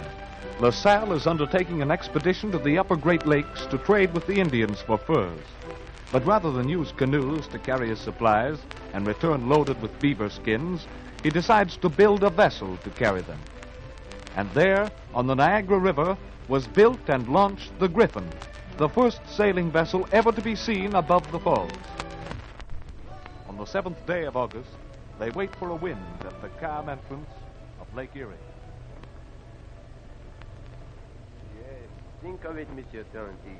In a little while, we shall unfurl our sails and set out over the waters of these mighty lakes. Does it not stir your heart? For myself, Sieur de La Salle, I am willing to follow you to the end of the earth. But our pilot has no desire to guide us across these strange waters. He has had a dream, foreboding ill fortune. I beg you, monsieur, do not sail in this vessel. Well, are we to stop now because of a foolish pilot's dream? Auntie, I have a dream too, to found a rich empire for France. To our west lies a land that is as rich in furs as Acadie in silks and spices. Already I have sent 15 of my men ahead to Saint Ignace. Shall I desert them because of a white-livered rat? Bon Dieu, Mrs., this pilot is not worthy to guide a river barge. Ah, see, a fresh breeze is springing up. In a little while we shall be sailing upon the waves of the Lake of the Erie. Ours will be the first sails in the air since the beginning of the world.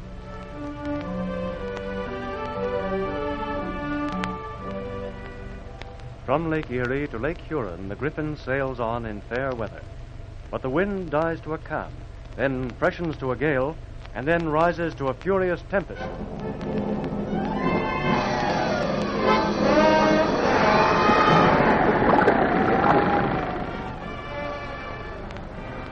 The main yard and topmasts are down.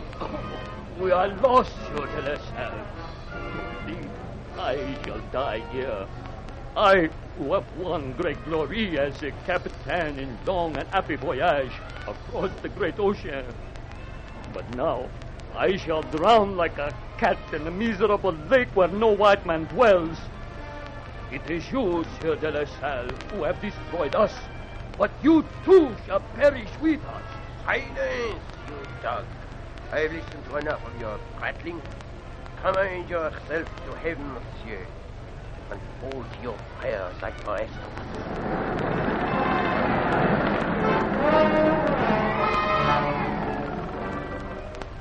And their prayers are answered. The Griffin lives through the storm and comes at last to haven at the outpost of Saint Ignace on the island of Mackinac at the mouth of Lake Michigan. Here, LaSalle collects the beaver skins already secured by his advance party and decides to send them back in the Griffin, while he and 14 others press inland in search of more furs. 5 men will be sufficient to go back with you, monsieur. Take them with all speed to Niagara and return at once. We shall be waiting for you at the end of the Lake of the Illinois. The rest of the party shall go south with me. Our canoes will be sufficient for us. You have my charge, mon capitaine. The vessel is in your keeping. See that you guide her safely to Niagara and back. No, it is so easy to say, monsieur, that word safely. No, but I shall obey. I shall go. And I shall return to Niagara and back. Farewell, Monsieur de la Salle. Farewell, monsieur, et bon voyage. With that one parting shot, the Griffin set sail for Niagara. But after she'd once passed across the horizon, she was never seen again by human eyes. Lost in a storm, perhaps, and today, somewhere on the bottom of Lake Huron, lie hid her rotted timbers. The timbers of the first sailing vessel to navigate Lake Erie and the Upper Lakes.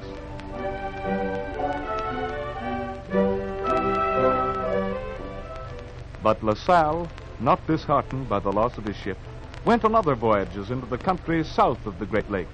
And finally, he became the first white man ever to reach from the interior the mouth of the world's longest river, the Mississippi. Through leafless forests, past Indian towns, through swamps and canebrakes ran the tortuous river. At last, after incredible toil and suffering, LaSalle reached the broad bosom of the mighty Gulf and raised a column bearing the arms of France. In the name of the Most High, mighty, invincible, and victorious Prince, Louis the Great, by grace of God, King of France and of Navarre, 14th of that name, I, this 9th day of April, 1682, by virtue of the commission of His Majesty, and in the name of His Majesty, do take possession of this country of Louisiana. René Robert Cavalier, Sieur de la Salle.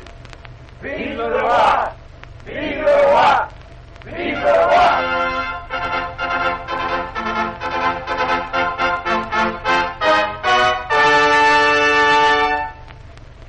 On that day, France received the gift of an empire. The fertile plains of Texas, the vast basin of the Mississippi, from its frozen northern springs to the sultry borders of the Gulf of Mexico, from the wood ridges of the Alleghanies to the bare peaks of the Rocky Mountains, all this far-flung territory belonged to the Kingdom of France.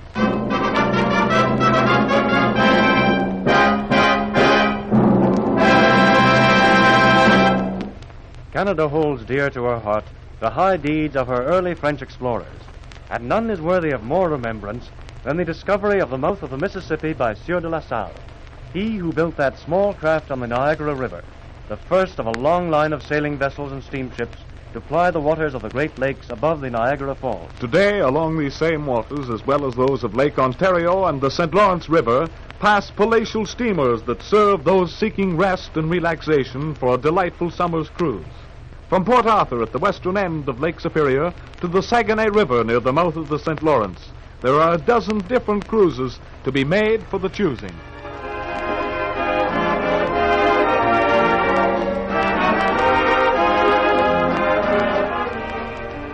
A lake cruise. One of my friends has been talking of nothing else. She had a perfectly wonderful time on the trip. Never had such fun in all her life, she said. She ended up, too, by marrying a young man she met on board the boat. Hello, Doris. What are you doing? Drowsing in your deck chair? Of course not, you silly. I was looking at those beautiful gulls following the ship. Oh, yeah. I just love the way they glide along. They hardly ever seem to move their wings. Yes. And they'll keep on following us like that until we reach our next port. Strange birds. They seem to like ships as much as you do. Who wouldn't like a ship like this? Oh, it's simply heavenly to be able to lie back here in a chair and look out over the water. Not a speck of land in sight. Why, it's just as if we'd left the earth and all its troubles behind us. Like living in another century. Feeling philosophic today. You'd better snap out of it before the afternoon dancing starts. Otherwise, you'll find yourself dancing a minuet instead of a foxtrot.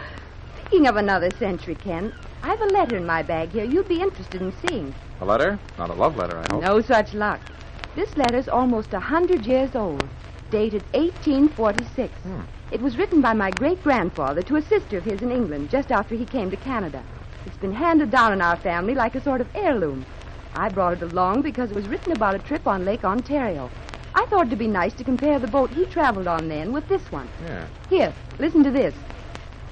The comfort of the boat was very great. There was a regular drawing room with pots of the most rare and beautiful flowers, elegantly arranged, with a piano forte, highly colored paintings and portraits, and a tout ensemble which, when the lamps were lit and conversation entered into between the ladies and gentlemen then and there assembled, made one quite forget we were at sea on Lake Ontario. The beautiful lake, which, like other beautiful creations, can be very angry if vexed. One of the lady passengers turned out to be a highly skillful performer on the pianoforte, though I had a difficult time persuading her to play. I beg of you, Miss Hamilton, you really must play for us. Oh, Mr. Pringle, it's most immodest, don't you think, for a young lady to perform in the presence of all these strangers? Strangers, Miss Hamilton? Oh, yes, but on board ship where fortune has decreed our lot to be thrown together, the accustomed English reserve should ever give way to a genial sociability. But I'm so out of practice, Mr. Pringle. Oh, really I am. Aha, I perceive the bashfulness of the true artist. Now, come, I beg of you once again, do play the pianoforte for us. Oh, the vibration of the boat affects me so. I fear I may presently swoon away. Oh, I'm most sorry. Oh, this is indeed distressing. But I shall not disappoint you. Be so kind as to lead me to the piano. Oh, allow me, Miss Hamilton. But what shall I play? Oh, I'm quite sure a little Mozart would be very acceptable. Ah, Mozart. How divine. There is a sonata of his I learned once. Shall I play that for you? Oh, by Jove, splendid, what?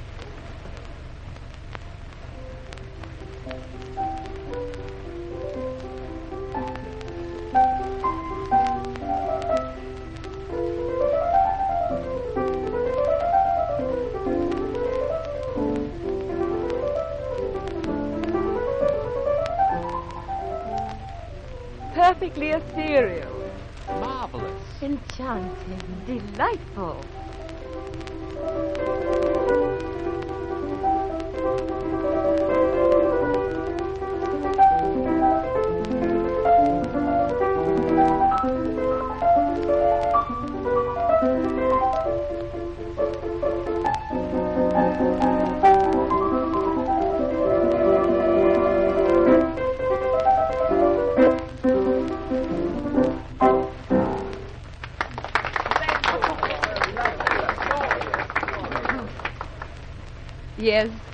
poor grandfather. That sonata of Mozart quite finished him.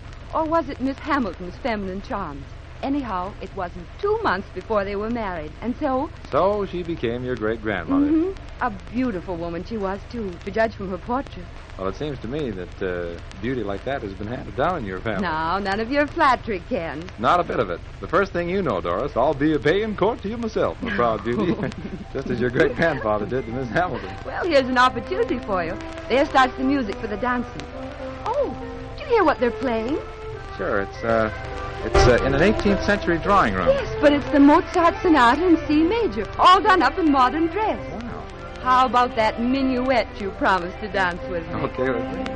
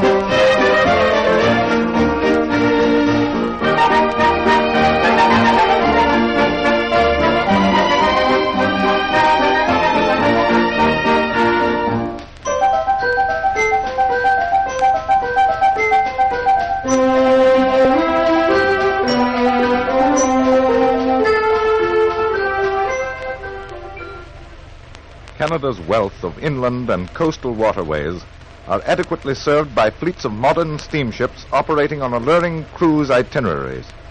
There are colorful lake and river cruises of a few hours' duration, overnight and weekend cruises, and glorious coastal and Great Lakes cruises with all the zest and glamour of an ocean voyage.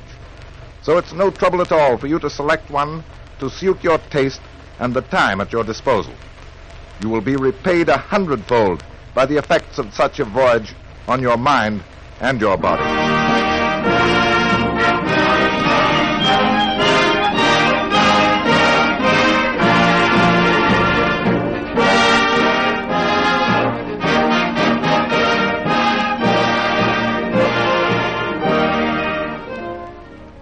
Canadian Snapshots has been a presentation of the Canadian Broadcasting Corporation and was produced by Ian Smith, with music under the direction of Samuel Hursenhorn.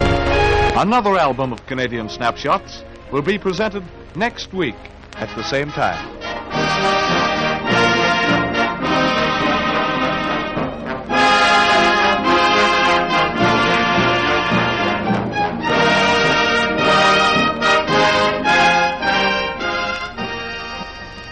Ici Radio-Canada. This is the Canadian Broadcasting Corporation. The CBC presents Canadian Snapshot.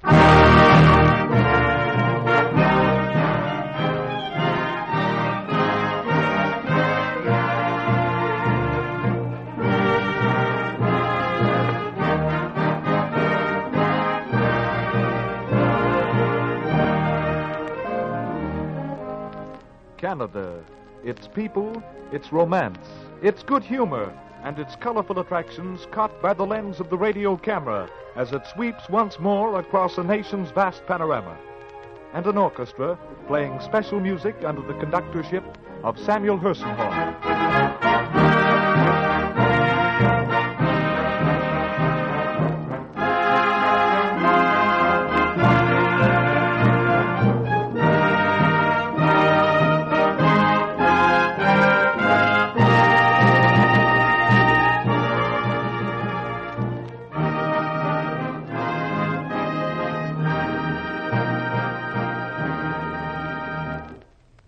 Canada, a vacation Treasureland.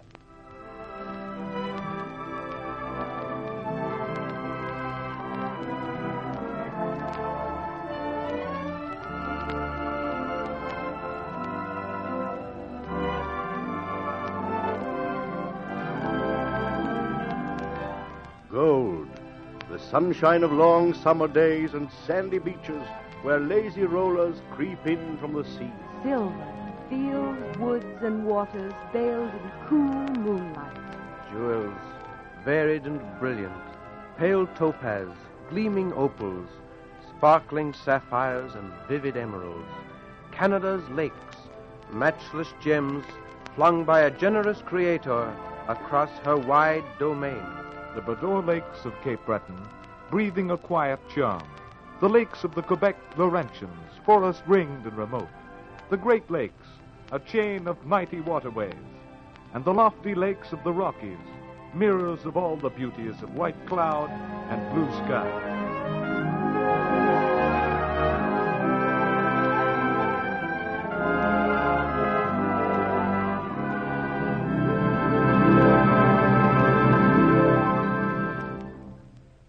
Strung on this nationwide necklace of gems are the smaller lakes of Ontario.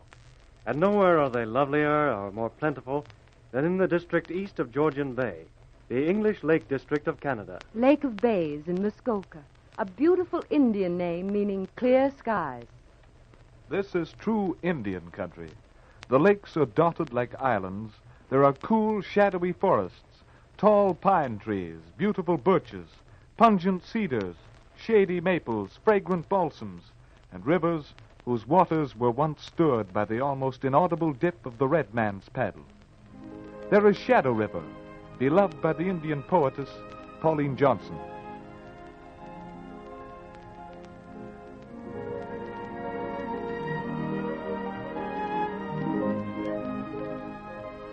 A stream of tender gladness, of filmy sun and opal-tinted skies, of warm midsummer air that lightly lies in mystic rings, where softly swings the music of 1,000 wings that almost turns to sadness.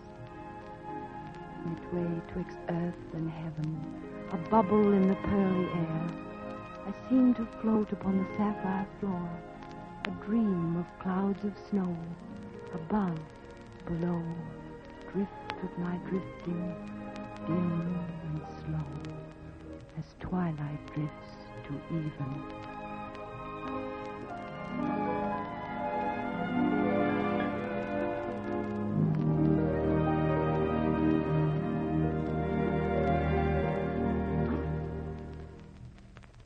The lakes are divided into two sections, the Muskoka Lakes proper, and to their east the Lake of Bays region, Lake of Bays, Peninsula Lake, Fairy Lake, Mary Lake, and Lake Vernon, superb bodies of fresh water, whose gateway is the town of Huntsville. It's easy to reach Huntsville, too, as it's on a main line railway running from Toronto to North Bay, while motor roads reach it from 4 points of the compass. And once at Huntsville, the whole Lake of Bays region is at your command. All the principal resorts are linked by steamship service. Yes, but on looking over my map of the district, I noticed that Lake of Bays has no river connection with Peninsula Lake. Is there a canal joining them? Well, in the days of the Indians, you'd have had to shoulder your canoe and make a 1-mile portage from one lake to the other. But not now. Instead, you travel by railway over the shortest complete railway system in the world, 1 single mile long. We call it the Portage Railway. But once you get a glimpse of the Lake of Bays, you won't ever want to leave. You will be so captivated by it. For sheer beauty of landscape, I'd advise the view from the observation tower of Big One Island, with the famous inn just below you and the lake stretching away into the distance. Hundreds of visitors make the ascent up this tower by means of its spiral staircase, and they are well rewarded for their climb. I remember a young man here last summer who started the romance of his life by offering to escort a charming young Southern lady to the top of this tower.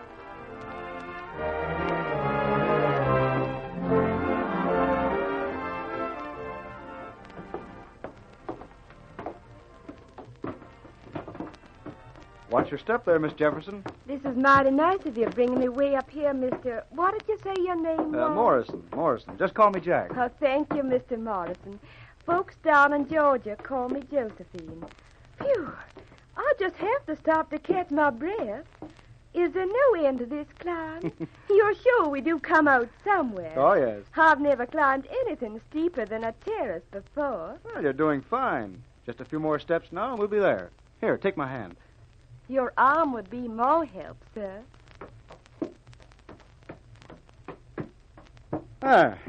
Here we are on the platform. Right on top of the world. Just look. Was Georgia ever prettier than this? Prettier? Oh, it's just too wonderful. Were we way down there? Mm-hmm. Why, it's a perfect toyland for all the world.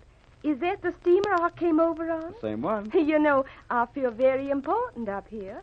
I feel I could just stretch out my hand and lift that boat clear out of the water. Darling. Who, me? Oh, not you, Hannah Lamb. Oh, of course. The boat. Yes, it would be. And that pasture way over there. Lovely. Pasture? Well, young lady, that's a green. Oh, you mean for golf? Yes, for golf. And it's one of the finest courses in Ontario. Oh, you'll have to pardon me. I didn't know. I only just came here. I haven't been anywhere. Do you play golf? You haven't seen anything yet. I eat, drink, and sleep it. I've done about everything with a golf ball but make a hole in one. Oh, by the way, would you care for a lesson? I'd be very grateful to you, sir. Swell. How about around tomorrow? Early, say 6 o'clock. I'd be delighted to consider it after breakfast. Say 10 o'clock. I'll make it 9:30. All right. But I'll need a long rest to keep up with you. Us Southerners don't like to hurry. Well, you wait till you're around a few days. Why, here at Lake of Bays, you're up 1,000 feet. The air's a real tonic. I bet you'll be getting up with the birds before long. You'll have to show me. That'll be easy. Is it a bet, Josephine? It's a bet, Jack.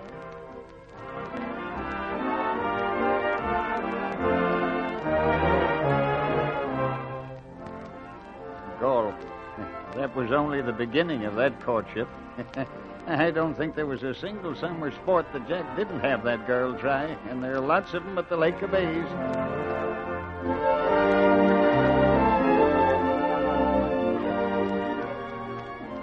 Good shot, Josephine. That makes it 2 love. Mr. Jack, you all didn't try to return that ball. Why, sure I did. You're just getting too good for me, that's all.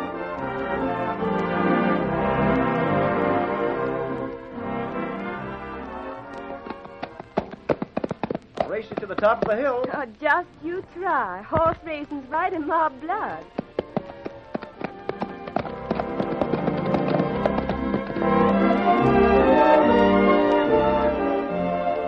Care for a dip in the lake this morning? I sure would, Jack.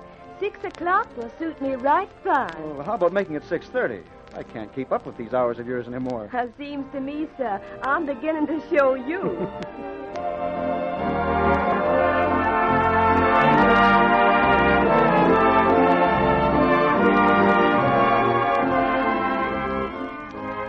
I sure loved that last dance, Jack. I enjoyed it too, Josephine. Especially having it with you. Oh, you mustn't be saying such nice things to me. I'm mighty susceptible. Well, it's nice, too, to be just out here on the terrace with you. Do you see that star way up there? Mm-hmm. I never saw one half so bright before, not even in Georgia. I have. I've been looking at it for 2 weeks now. I hadn't reckoned you were a stargazer, Jack. Where's that star you've been looking at? Why, it's right here beside me, holding my arm. Do you mean me by any chance, Honeyland? I mean you, darling. Beautiful words, darling. Say it again. I love it. Darling.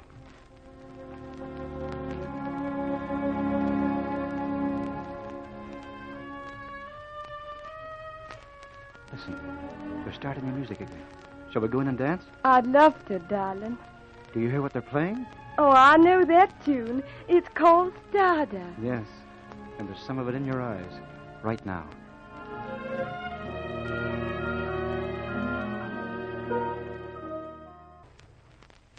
Lake of Bays is a treasure world whose coffers are stored with the rich delights of every outdoor summer sport.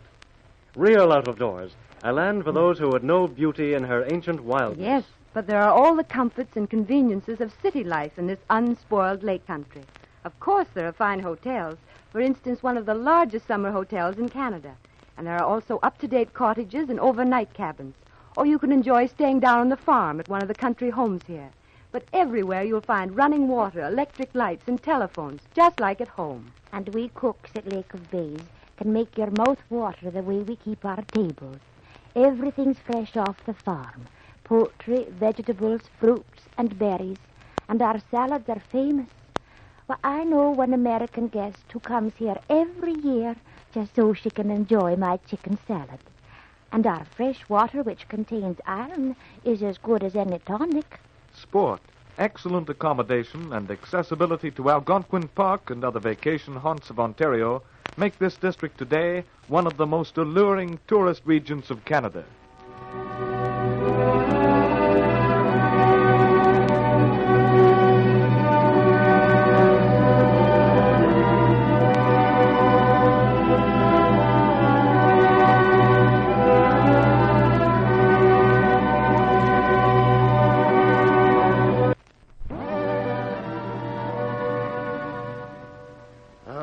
Lake of Bays today, but when I came out here from England in the last century to clear a farm for myself, nobody would have dreamed of spending a vacation here.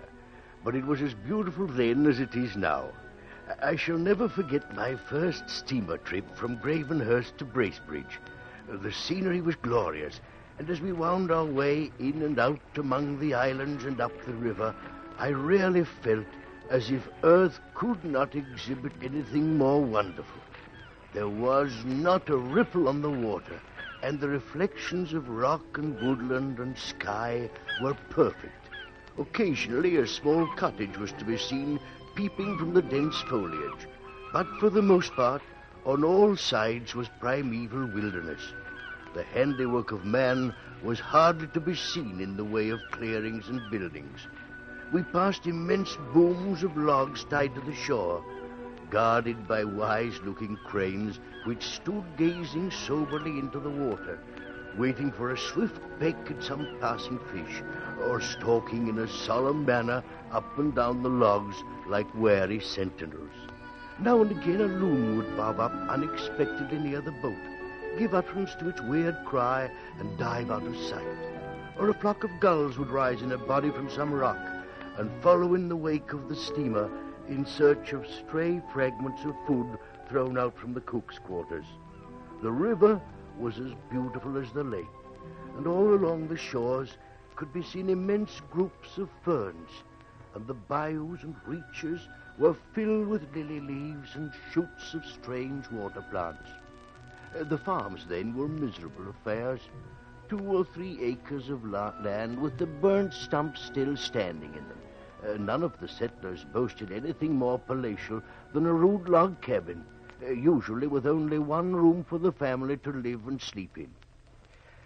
Yes, the Lake of Bays district has changed a lot in the last 50 years. Dancing, for instance. I remember the first dance I attended. I went there together with another young Englishman by the name of, let me see now, it's such a long time ago. Oh, yes, I remember. Mr. Chichester Skeffington. The occasion was a housewarming given by a settler living on the shore of Lake of Bays. The party nearly ended in the undoing of my friend Skeffington. It was this way. We'd had a merry time in all the hops and jumps and eccentric movements of the square dances, and things were going with a swing when the caller called for partners.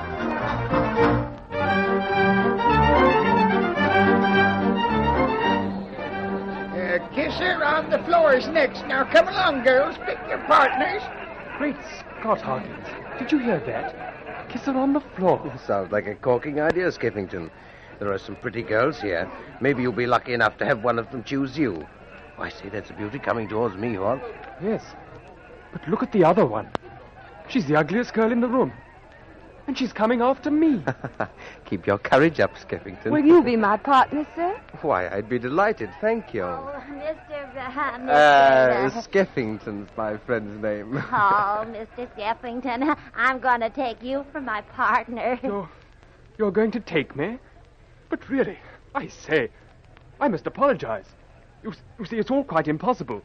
The truth is, a log fell on me yesterday. Yes, when we were piling up the logs, a spike slipped and I hurt my shoulder. Look, I can hardly move it. Oh, isn't that awful? Oh, but it don't matter. Not for a kisser on the floor. Now, you sit down on the bench, and when we're finished dancing, I'll be waiting for you. I'll be waiting for you. She'll be waiting. Phew. Now I'm in for it, Hawkins. What am I going to do? What are you going to do? Why, go through with it, of course, and kiss her. Do you mean to say I have to kiss that? It looks like it, doesn't it? I say, the girls are dancing about the room in couples. Yes, it's delightful, don't you think? It has an air of real Arcadian freshness.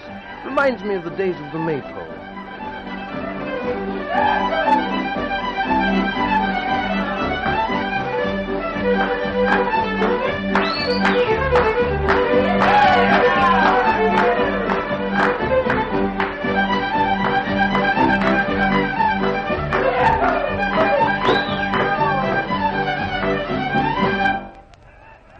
Now look at what they're doing.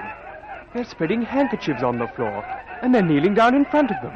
Come along now, gentlemen. The ladies are waiting for your kisses. Good Lord, Hawkins.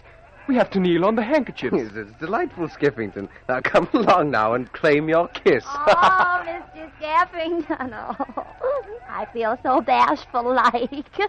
There. Oh. Well, first kisses are over. Now, gentlemen, pick your partners. Oh, Mr. Skeffington, I'd like you to be my partner again. But, miss, I'm undergoing a dreadful ordeal. It's most excruciating. Oh, Mr. Skeffington, you use such fine words. Oh, please be my partner again, just this once. Oh, really? I must be leaving for home now. Oh, Mr. Skeffington, I believe you don't want me for a partner. Miss, you've hit the nail right on the head. I do not. Well, I'll tell George on you. George, did you hear what this man said to me? No, I did. What did he say? He said he don't want to be my partner. Oh, he don't, eh? Say, young fella, where was you brung up anyhow? This gal's my sister, and if you don't dance with her for a spell, I'll knock some daylight into you, see? Oh, yes, I see. Oh, well, miss, come along then. Let's have the agony over as soon as possible. Agony? Oh, he uses the loveliest words, don't he, George? I'll be waiting, Mr. Skeffington.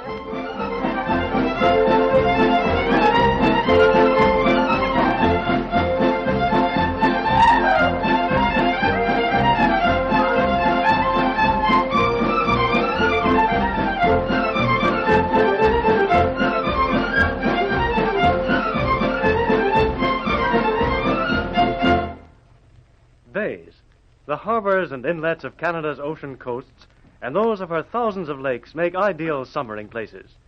One of the most treasured by visitors is beautiful Mahone Bay in Nova Scotia's South Shore.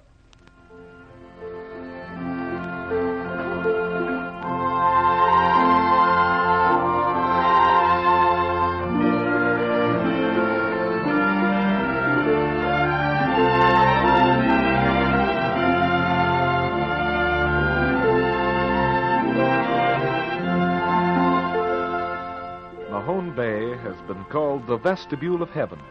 Its waters are of enchanting loveliness. Quaintly formed picturesque islands lie everywhere, peacefully looking up at the sky. We blue noses living on Mahone Bay say there are 365 islands, one for every day in the calendar. But some folks that don't live here say there are only 359. Rank heresy, we calls it. We'd sooner die first than admit it. Mahone Bay is a bay of beaten gold encircled by emerald woods, an ideal setting for a treasure island. And there is a treasure island here in Mahone Bay. Oak Island it's called, 'cause of the fine oak trees on it. And there's real treasure on it, so folks have said that have dug for it. And you know, sometimes when I look across at that island as the sun's going down, I can see the ghosts of old Captain Kidd and his pirates burying their treasure chests.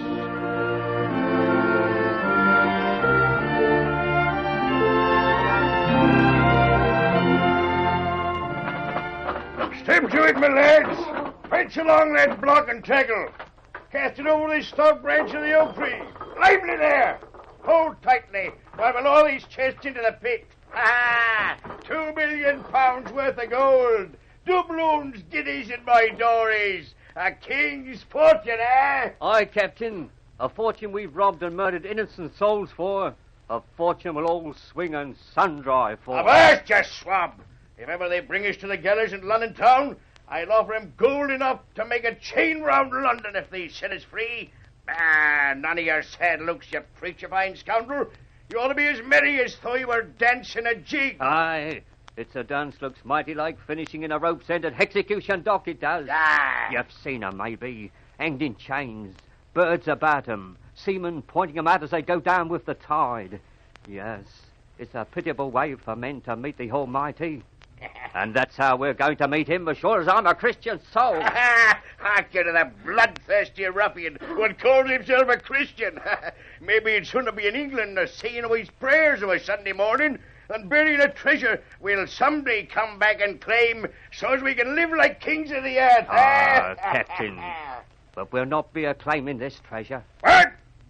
Last night, there were strange lights moving about under this oak tree. There's evil in store for us, Captain, make no mistake. Them lights are a warning to us. Lights! A warning! Captain Kidd can beat any craft that sails the 7 seas. Come the devil himself. He'll never take me to the gallows. Lower, my lads. Lower away there. Lower away.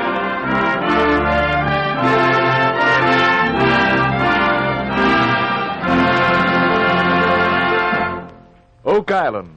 For almost a century and a half, it's been a lodestar attracting dozens of adventurers to seek for buried gold. Signs have not been lacking. A pit was discovered here which had been dug to a depth of over 170 feet. Oak platforms have also been found at various levels, but all efforts to reach the supposed treasure chests have failed. Captain Kidd, if it was he who dug the pit, joined it to the bay with water channels which let in the sea and have foiled all attempts to uncover the treasure. You may scoff at the idea of there being treasure here, but old-timers like myself living on Mahone Bay believe in it as surely as we believe in the number of our islands. You know, I saw a drill come up once from a pit with particles of gold clinging to it, and another thing sticking to it was a tiny piece of sheepskin parchment with 2 letters written on it with a quill pen and Indian ink. Sometimes mighty valuable stuff must have been buried there. Buried treasure or not, Oak Island remains a tantalizing memorial of piracy on the Spanish Main. With the shore curved like an old cutlass, making a sheltered cove for landings, it well might serve as an ideal illustration for Treasure Island. But Mahone Bay contains other treasures than those of legendary gold hidden by buccaneers. There are its delicious scallops, world-renowned. There are outdoor sports, bathing and deep-sea fishing, while the capacious harbor of Chester is one of the finest yachting waters in North America. With its superb blending of land and water, Mahone Bay is justly famous as one of Canada's favorite summer resorts, one of the brightest jewels of Canada's vacation Treasureland.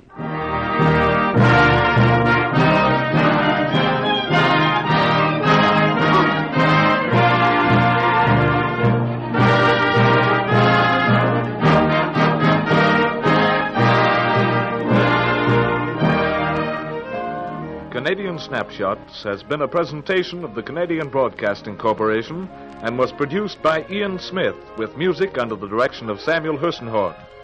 Another album of Canadian Snapshots will be presented next week at the same time.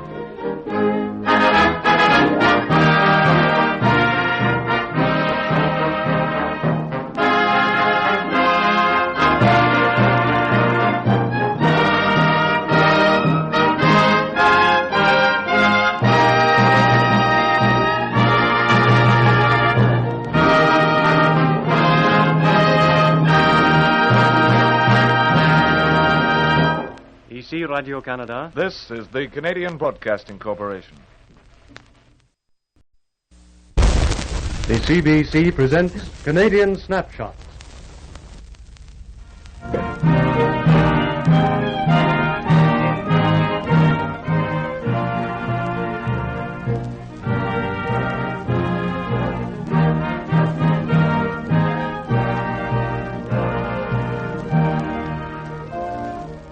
Canada.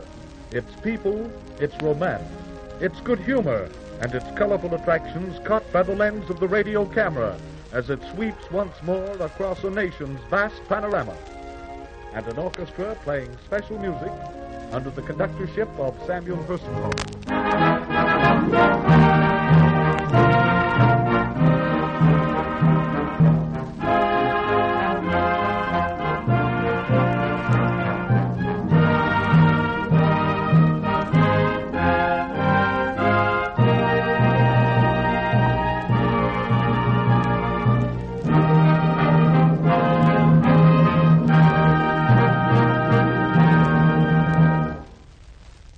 June time is here.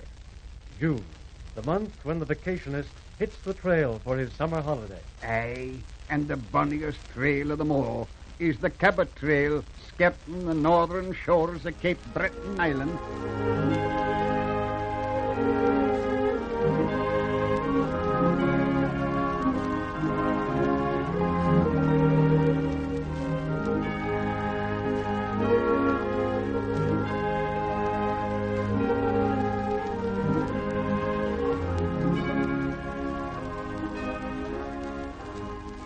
Cabot Trail begins beside the lovely waters of the Bador Lakes at the village of Bedeck. Bedeck, forever sacred to the memory of that great genius and benefactor of the human race, Alexander Graham Bell. On the slopes of the beautiful hill, Ben Bray, he built his summer home, and on its summit he directed that he and his wife be buried. When I die, lay me on the top of Ben Bray, that I may sleep forever under the blue skies of Cape Breton, and hear the sound of the golden waves of Brador lapping against the shore.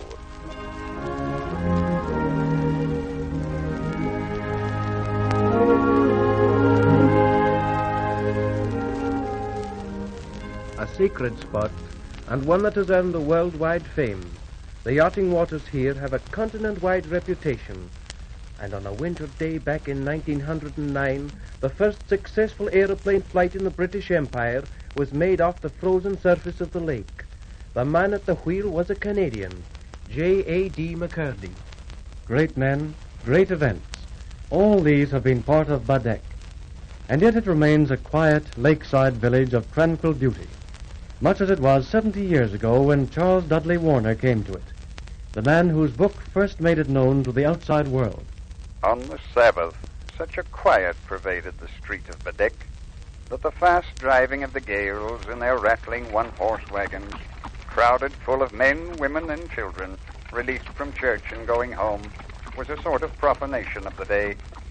It was Indian summer, and the magic of that calm season of the year lay upon the beautiful village.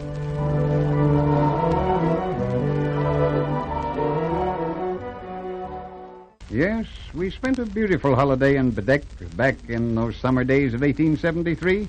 An interesting holiday, too. There were always plenty of quaint characters to talk with in Bedeck. For instance, the man I met on my visit to the rural jail of the town. The dreadful prison house, as the Scotch people called it. But a more inviting place to spend the summer in, a vicious person could not have. The keeper of it was an old, garrulous, obliging man and kept codfish tackles alone. I think if he had had a prisoner who was fond of fishing, he'd have taken him along as company on the bay in pursuit of mackerel and the cod. If the prisoner had taken advantage of his freedom and attempted to escape, the jailer's feelings would have been hurt, and public opinion would hardly have approved the prisoner's conduct. Anyhow, the jail door was hospitably open, and the keeper invited me to enter.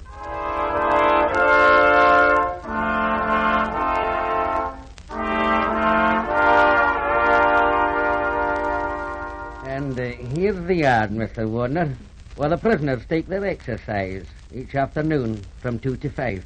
Do you mean, Mr. McDonald, that you have to keep guard over them for 3 whole hours? That seems very wearisome. Yeah, but there's no need of watching over them. No prisoner would try to escape. But the holes in the fence, any enterprising pig could go through them. They're a strong temptation. I'll grant you that. They're a very sorry sight, Mr. Warner. But at the next court, I shall ask the commissioners to stop them up. you can We've got to keep out the dogs and cats. Oh, of course, yes. You must keep out the dogs and cats. By the way, have you any prisoners here at the moment? We one, Mr. Warner. A pleasant man he is, too. A carpenter put in jail on suspicion of stealing a buffalo robe. He's still amongst us, sir, but he's not so anxious for his term to end. Not anxious to get out of jail?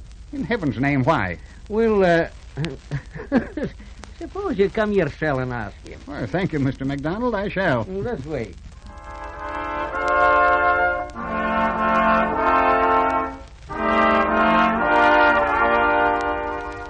Here's the prisoner. Mr. Jock McPherson, this is Mr. Warner. How do you do, Jock? I'm glad to know you, Mr. Warner. Mr. MacDonald informs me you have no wish to be released from jail. Well, that's very curious, and I'm anxious to know why. Well, it's like this. I've got your wife outside. You see, I became acquainted with a French woman once, and I married her. Oh, yes? I wanted to go to Boston to work at my trade. Yeah, but she would not go. No, not she. Nonetheless, I went. But she wouldn't have come to see me. So in 2 or 3 years, I came back. Uh-huh. Things didn't go very well. As a matter of fact, I never have. I can't make much out of it. But I suppose a man's got to live his life. Is that not true? Perhaps so. But you'd better try to mend matters when you get out. Won't it seem rather good to get out and see your wife again? I don't know. I've got peace here. Well, perhaps I can help you. What's the trouble between you and your wife? Aye, trouble enough, Mr. Warner. Man, she's a yelper.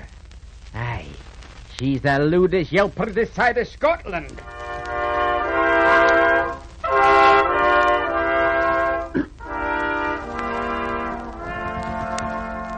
From Baddeck, the Cabot Trail leads northward past Lake Ainslie, through a landscape typical of the Scottish Highlands, and through the Marguerite Valley, famous for its salmon pools and sunsets.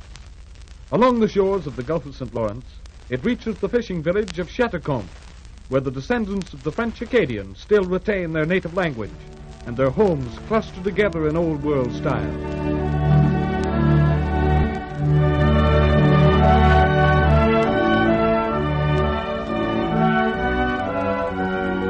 The French women of Chateaucombe retain a rare skill in old handicrafts, too. They know well the art of hooking rugs and weaving from native wool that has been carded and spun on wheels that are family heirlooms. You can buy the most beautiful specimens of their work. In fact, home handicrafts are a feature of life in Cape Breton, for the Scottish women are every bit as capable as their French neighbors at these ancient arts.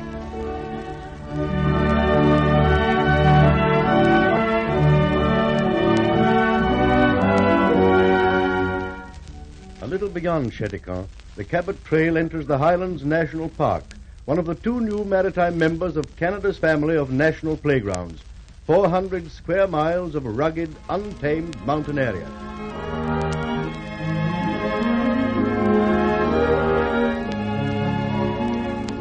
Here, against a background of the sea in all its changing moods, the trail skirts along the edge of cliffs hundreds of feet high. Along the island's northern coasts, the scenery is breathtaking. There are wild, hilly regions with great gray parapets fronting the sea. Then, sudden gorges, bays and inlets, rippling slopes of treetops, age-old rocks that mock the vagaries of man, and small pastoral valleys watered by noisy rivulets. On the eastern shore, there are shadowy glens, fern-lined ravines, and little mirror-like lakes. The view is everywhere one of continual change, a wonderland of seascape and landscape.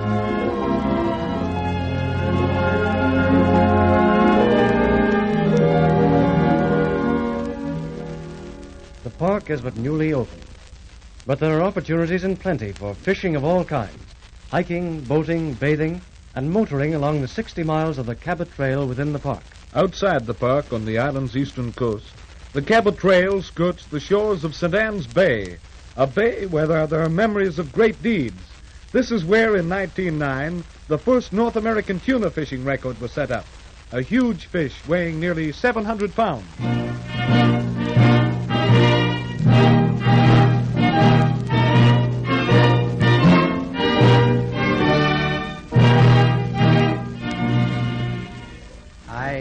memories of great men, too. Have you never heard of Angus McGaskill, the Cape Breton giant? He's buried in the bay at Englishtown. He stood 7 feet 9 inches in height and weighed 425 pounds. McGaskill toured the world with Barnum and Bailey Circus, and his partner was the celebrated General Tom Thumb, the famous midget, who would dance on the giant's hand, which was 6 inches wide and 12 inches in length. There are many stories told about his feats of strength, but one of the best is that about his meeting with a bragging boxer.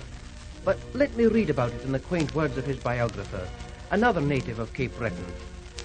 One day, at the time when McGaskill's fame was dawning, a renowned fighter put in his appearance. McGaskill soon suspected something, but made no remarks. He entertained the stranger in true Cape Breton style. Will you know, hey, another sip of the tea, Mr. Hogan? I don't mind if I do now, Mr. McGaskill. Don't mind if I do. So, you're the biggest and strongest man alive. Aye, that's what the folks say, Mr. Hogan. And that's just what I've come to prove, Mr. McGaskill.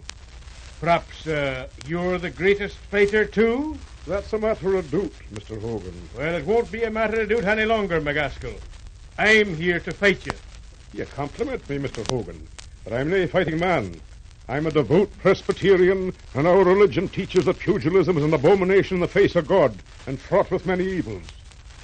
Sure it is now. Especially for them that fights with me. Maybe you don't feel like fighting me. You've heard my opinion of fighting, Mr. Hogan.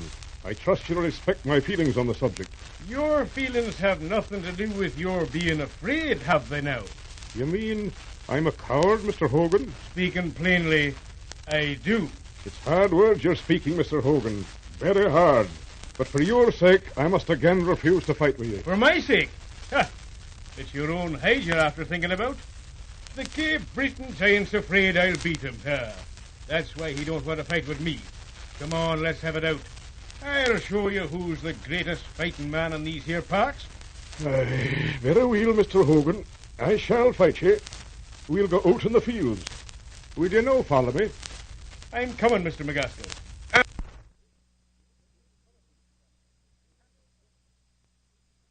To show you there's no better feeling, let's shake hands on it. That's what fighting men always do before they fight. There's my hand. Oh, what are you doing? Did you not want to shake hands? Let go. Get off, you're breaking my hand. Oh, man, it's a friendly clasp. Look what you've done. You've crushed every finger on my hand. Are you ready now to go out for the boat, Mr. Hogan? I'm begging your forgiveness, Mr. McGaskill. I can't fight you, or can any other man living. You're as strong as Samson. That's very good, Mr. Hogan. Will you now have another sip of the tea?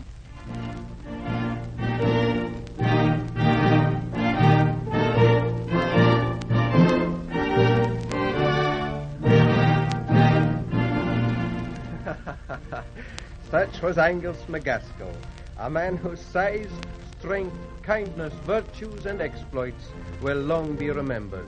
In his own realm of greatness, he was the Bonny Charlie, the Wallace, the Bruce, the Napoleon Bonaparte, the Marshal Ney, the Wellington, the Nelson, aye, the Robert Burns, or the Washington of his countless friends, according as they happened to be impressed by the different phases of his greatness.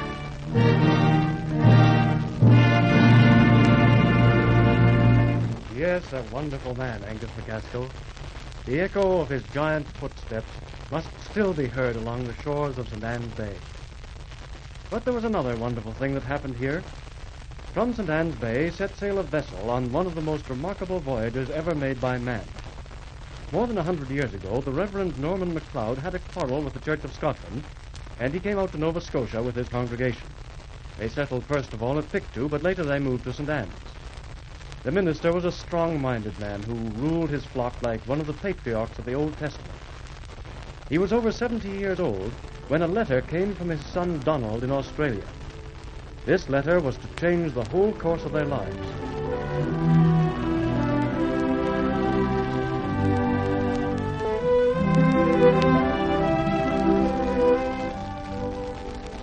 It will soon be sunset, Father. Shall I call my brothers and gather the sap frae the maple trees? Aye, Mary, but be sure you turn over the pails when you've gathered it. Tomorrow's the Sabbath. We mun gain nae profit from nature's work on the Sabbath. Aye, Father. Oh, good day, Mr. Mackenzie. Come right in. Ah, good day to you, Mr. Mackenzie. Good day to you, Reverend. Will you now take a chair, Mr. Mackenzie? Thank you, Mary. But I will. Is it true the rumor I've heard, Reverend, that you're taking no room to Australia? That is my intention. Here is the letter from my son Donald. He bids us come at once and join him there. It's the most beautiful land of the world, he says. A land flowing in milk and honey. And what do you think of the proposition? Well, if you're asking my opinion, Reverend, this is what I think. How long is it now since your Donald left St. Anne's? I ken right well, Mr. Mackenzie. I was only a wee bairn then, 6 years old. It is just 13 years ago. I'm not superstitious, but there is an unlucky sound to that number, Reverend. Did we not put Donald in charge of our vessel, the Maria, and instruct him to sell the cargo and ship in Glasgow and return to us? Aye, that we did, Mr. Mackenzie. And did he not fail to return as he promised? Did he not disappear from all mortal ken until you received this letter? Aye. Then, how can we believe his word now that Australia is the bonny land he says it is? MacLeod no speak the truth. You're a very presumptuous man, Mr. Mackenzie. Did you lose one single penny over Donald's venture? Did he no send back the money he was paid for the cargo in the vessel? I've a complaint on that score. But for a man to disappear for 13 years and never to write one word to his parents, it's not decent, Reverend. It's flouting the commandments of God. Honor thy father and thy mother, says the Scriptures. A man who can break one of God's commandments can break all of them. No, I've no trust in him. Silence, man, ye profane. I am your minister. Have I no guided you the right path before? It is my will we go to this Australia. It is God's will. It is predestined. Once more we shall leave our homes and seek our fortunes in another land. I shall be your Moses to lead you out of bondage. Aye, very good, Reverend. But you're forgetting. Australia's on the other side of the earth. Will you, hey God, part the waters for us so we can walk there by land? You're a very dull-witted man, Mackenzie. We shall build ships to go there. Aye, but ships cost money. A great deal of money. Will you be supplying it? You ken that I've no money, Mr. Mackenzie. You've never paid me a regular stipend. But many of you are men of means. Aye, you too, Roderick Mackenzie. I've heard ye have a very goodly amount stored away. You can help supply the capital to build the ships. And we'll sell our land too. Our land, Reverend? Shall you be ruining us? Sell it and you'll be repaid 100 times. But if you stay here, you will be ruined. You can right well trade in Cape Breton's no good. There's no longer a demand for our cattle and our timber. God is watching over us. That's why we've received this letter for Donald. You're a young man, Roderick Mackenzie. You've a whole lifetime to make another fortune. I'm an old man. I am now past my 70 years and 10, but I'm no afraid to set sail again if there's a hope we can better ourselves. We've prospered in Cape Breton. If man by God's will, we shall prosper in Australia. Tomorrow, we'll start building the keel of our vessel.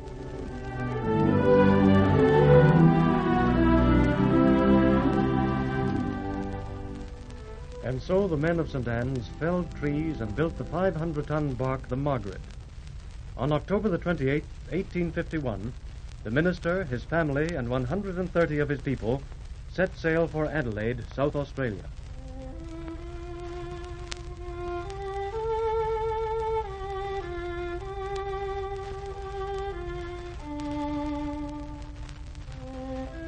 And it's here you are, Alec, all alone by yourself at the bow of the ship. You seem very thoughtful tonight, Alec. Aye, sister. You have read my heart, truly. Oh, that's no hard task, Alec. When you play Loch Lomond on your fiddle, I know you're all sad. Why are you so melancholy, brother? Oh, because of a fancy, Mary. A very strange fancy. I feel I'll never reach the promised land. Dinna you think on such a thing, Alec. Father's been taking observations of the sun all day. He says we're almost there. I heard them, Mary. I ken well I'll reach Australia, but not the promised land. Is not Australia the promised land we're a-sailing to? No, your destination is no there, Mary. You'll go to another land, but I'll no go with you, Mary. I'll no go with you.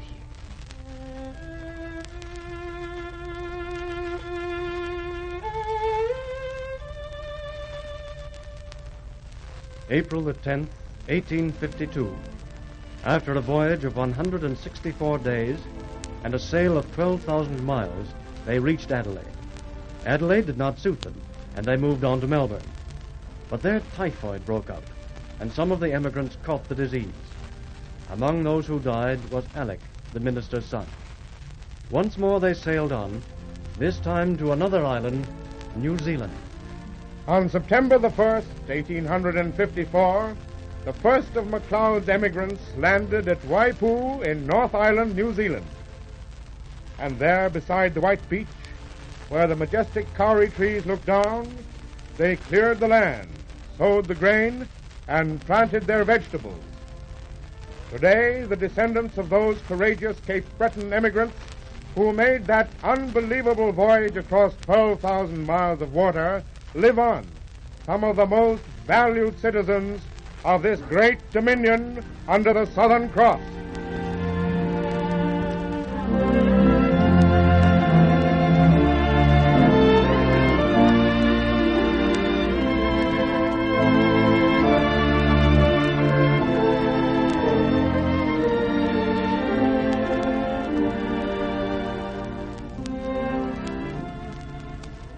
St. Anne's Bay is a symbol of old Cape Breton and of the heroic Scottish pioneers who settled in the island and laid the foundations of its present prosperity. Cape Breton's future is assured, and part of that future must surely be the Highlands National Park.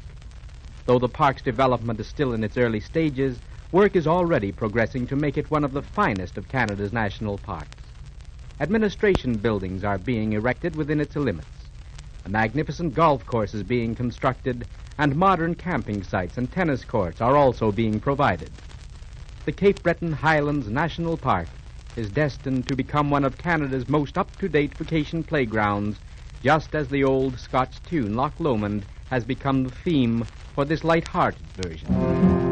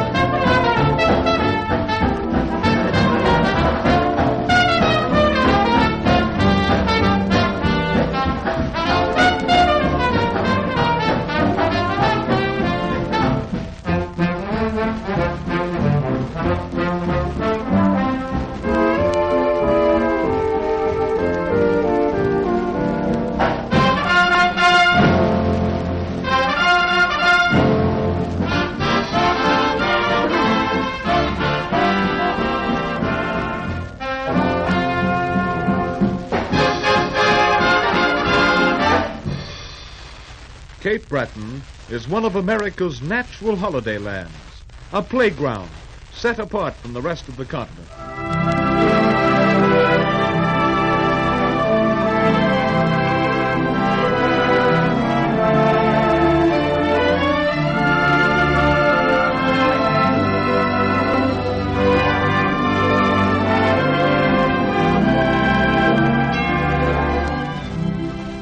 In Cape Breton are found the peace and quiet of hill and glen. The encircling sea tempers the atmosphere and provides nights of cooling rest. Here, Gaelic is spoken, and legend holds firm. There are beautiful vistas of lake and valley, age-old ramparts of rock battling the tides, ever-changing panoramas of sea and valley and upland, the spectacular Cabot Trail, the ruins of mighty Louisburg. There are fishing villages to explore, hill paths that call to the hiker, streams athrill with trout and fighting Atlantic salmon, deep sea waters alive with giant swordfish and tuna. Here, too, is the picturesque Highlands National Park, offering views which are the experience of a lifetime. Here, hurry is forgotten. Here, visitors linger. And you, too, will linger if you spend your holiday in Cape Breton.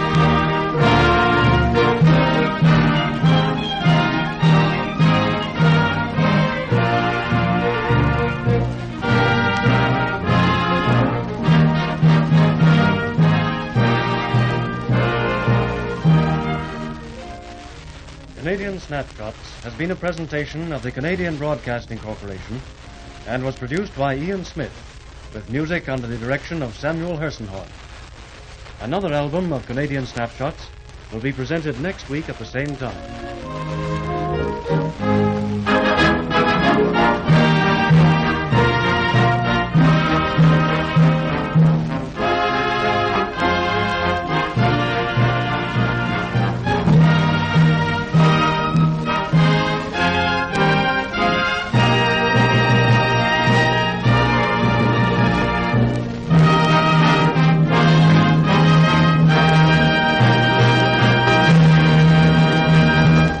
Ici, Radio Canada. This is the Canadian Broadcasting Corporation.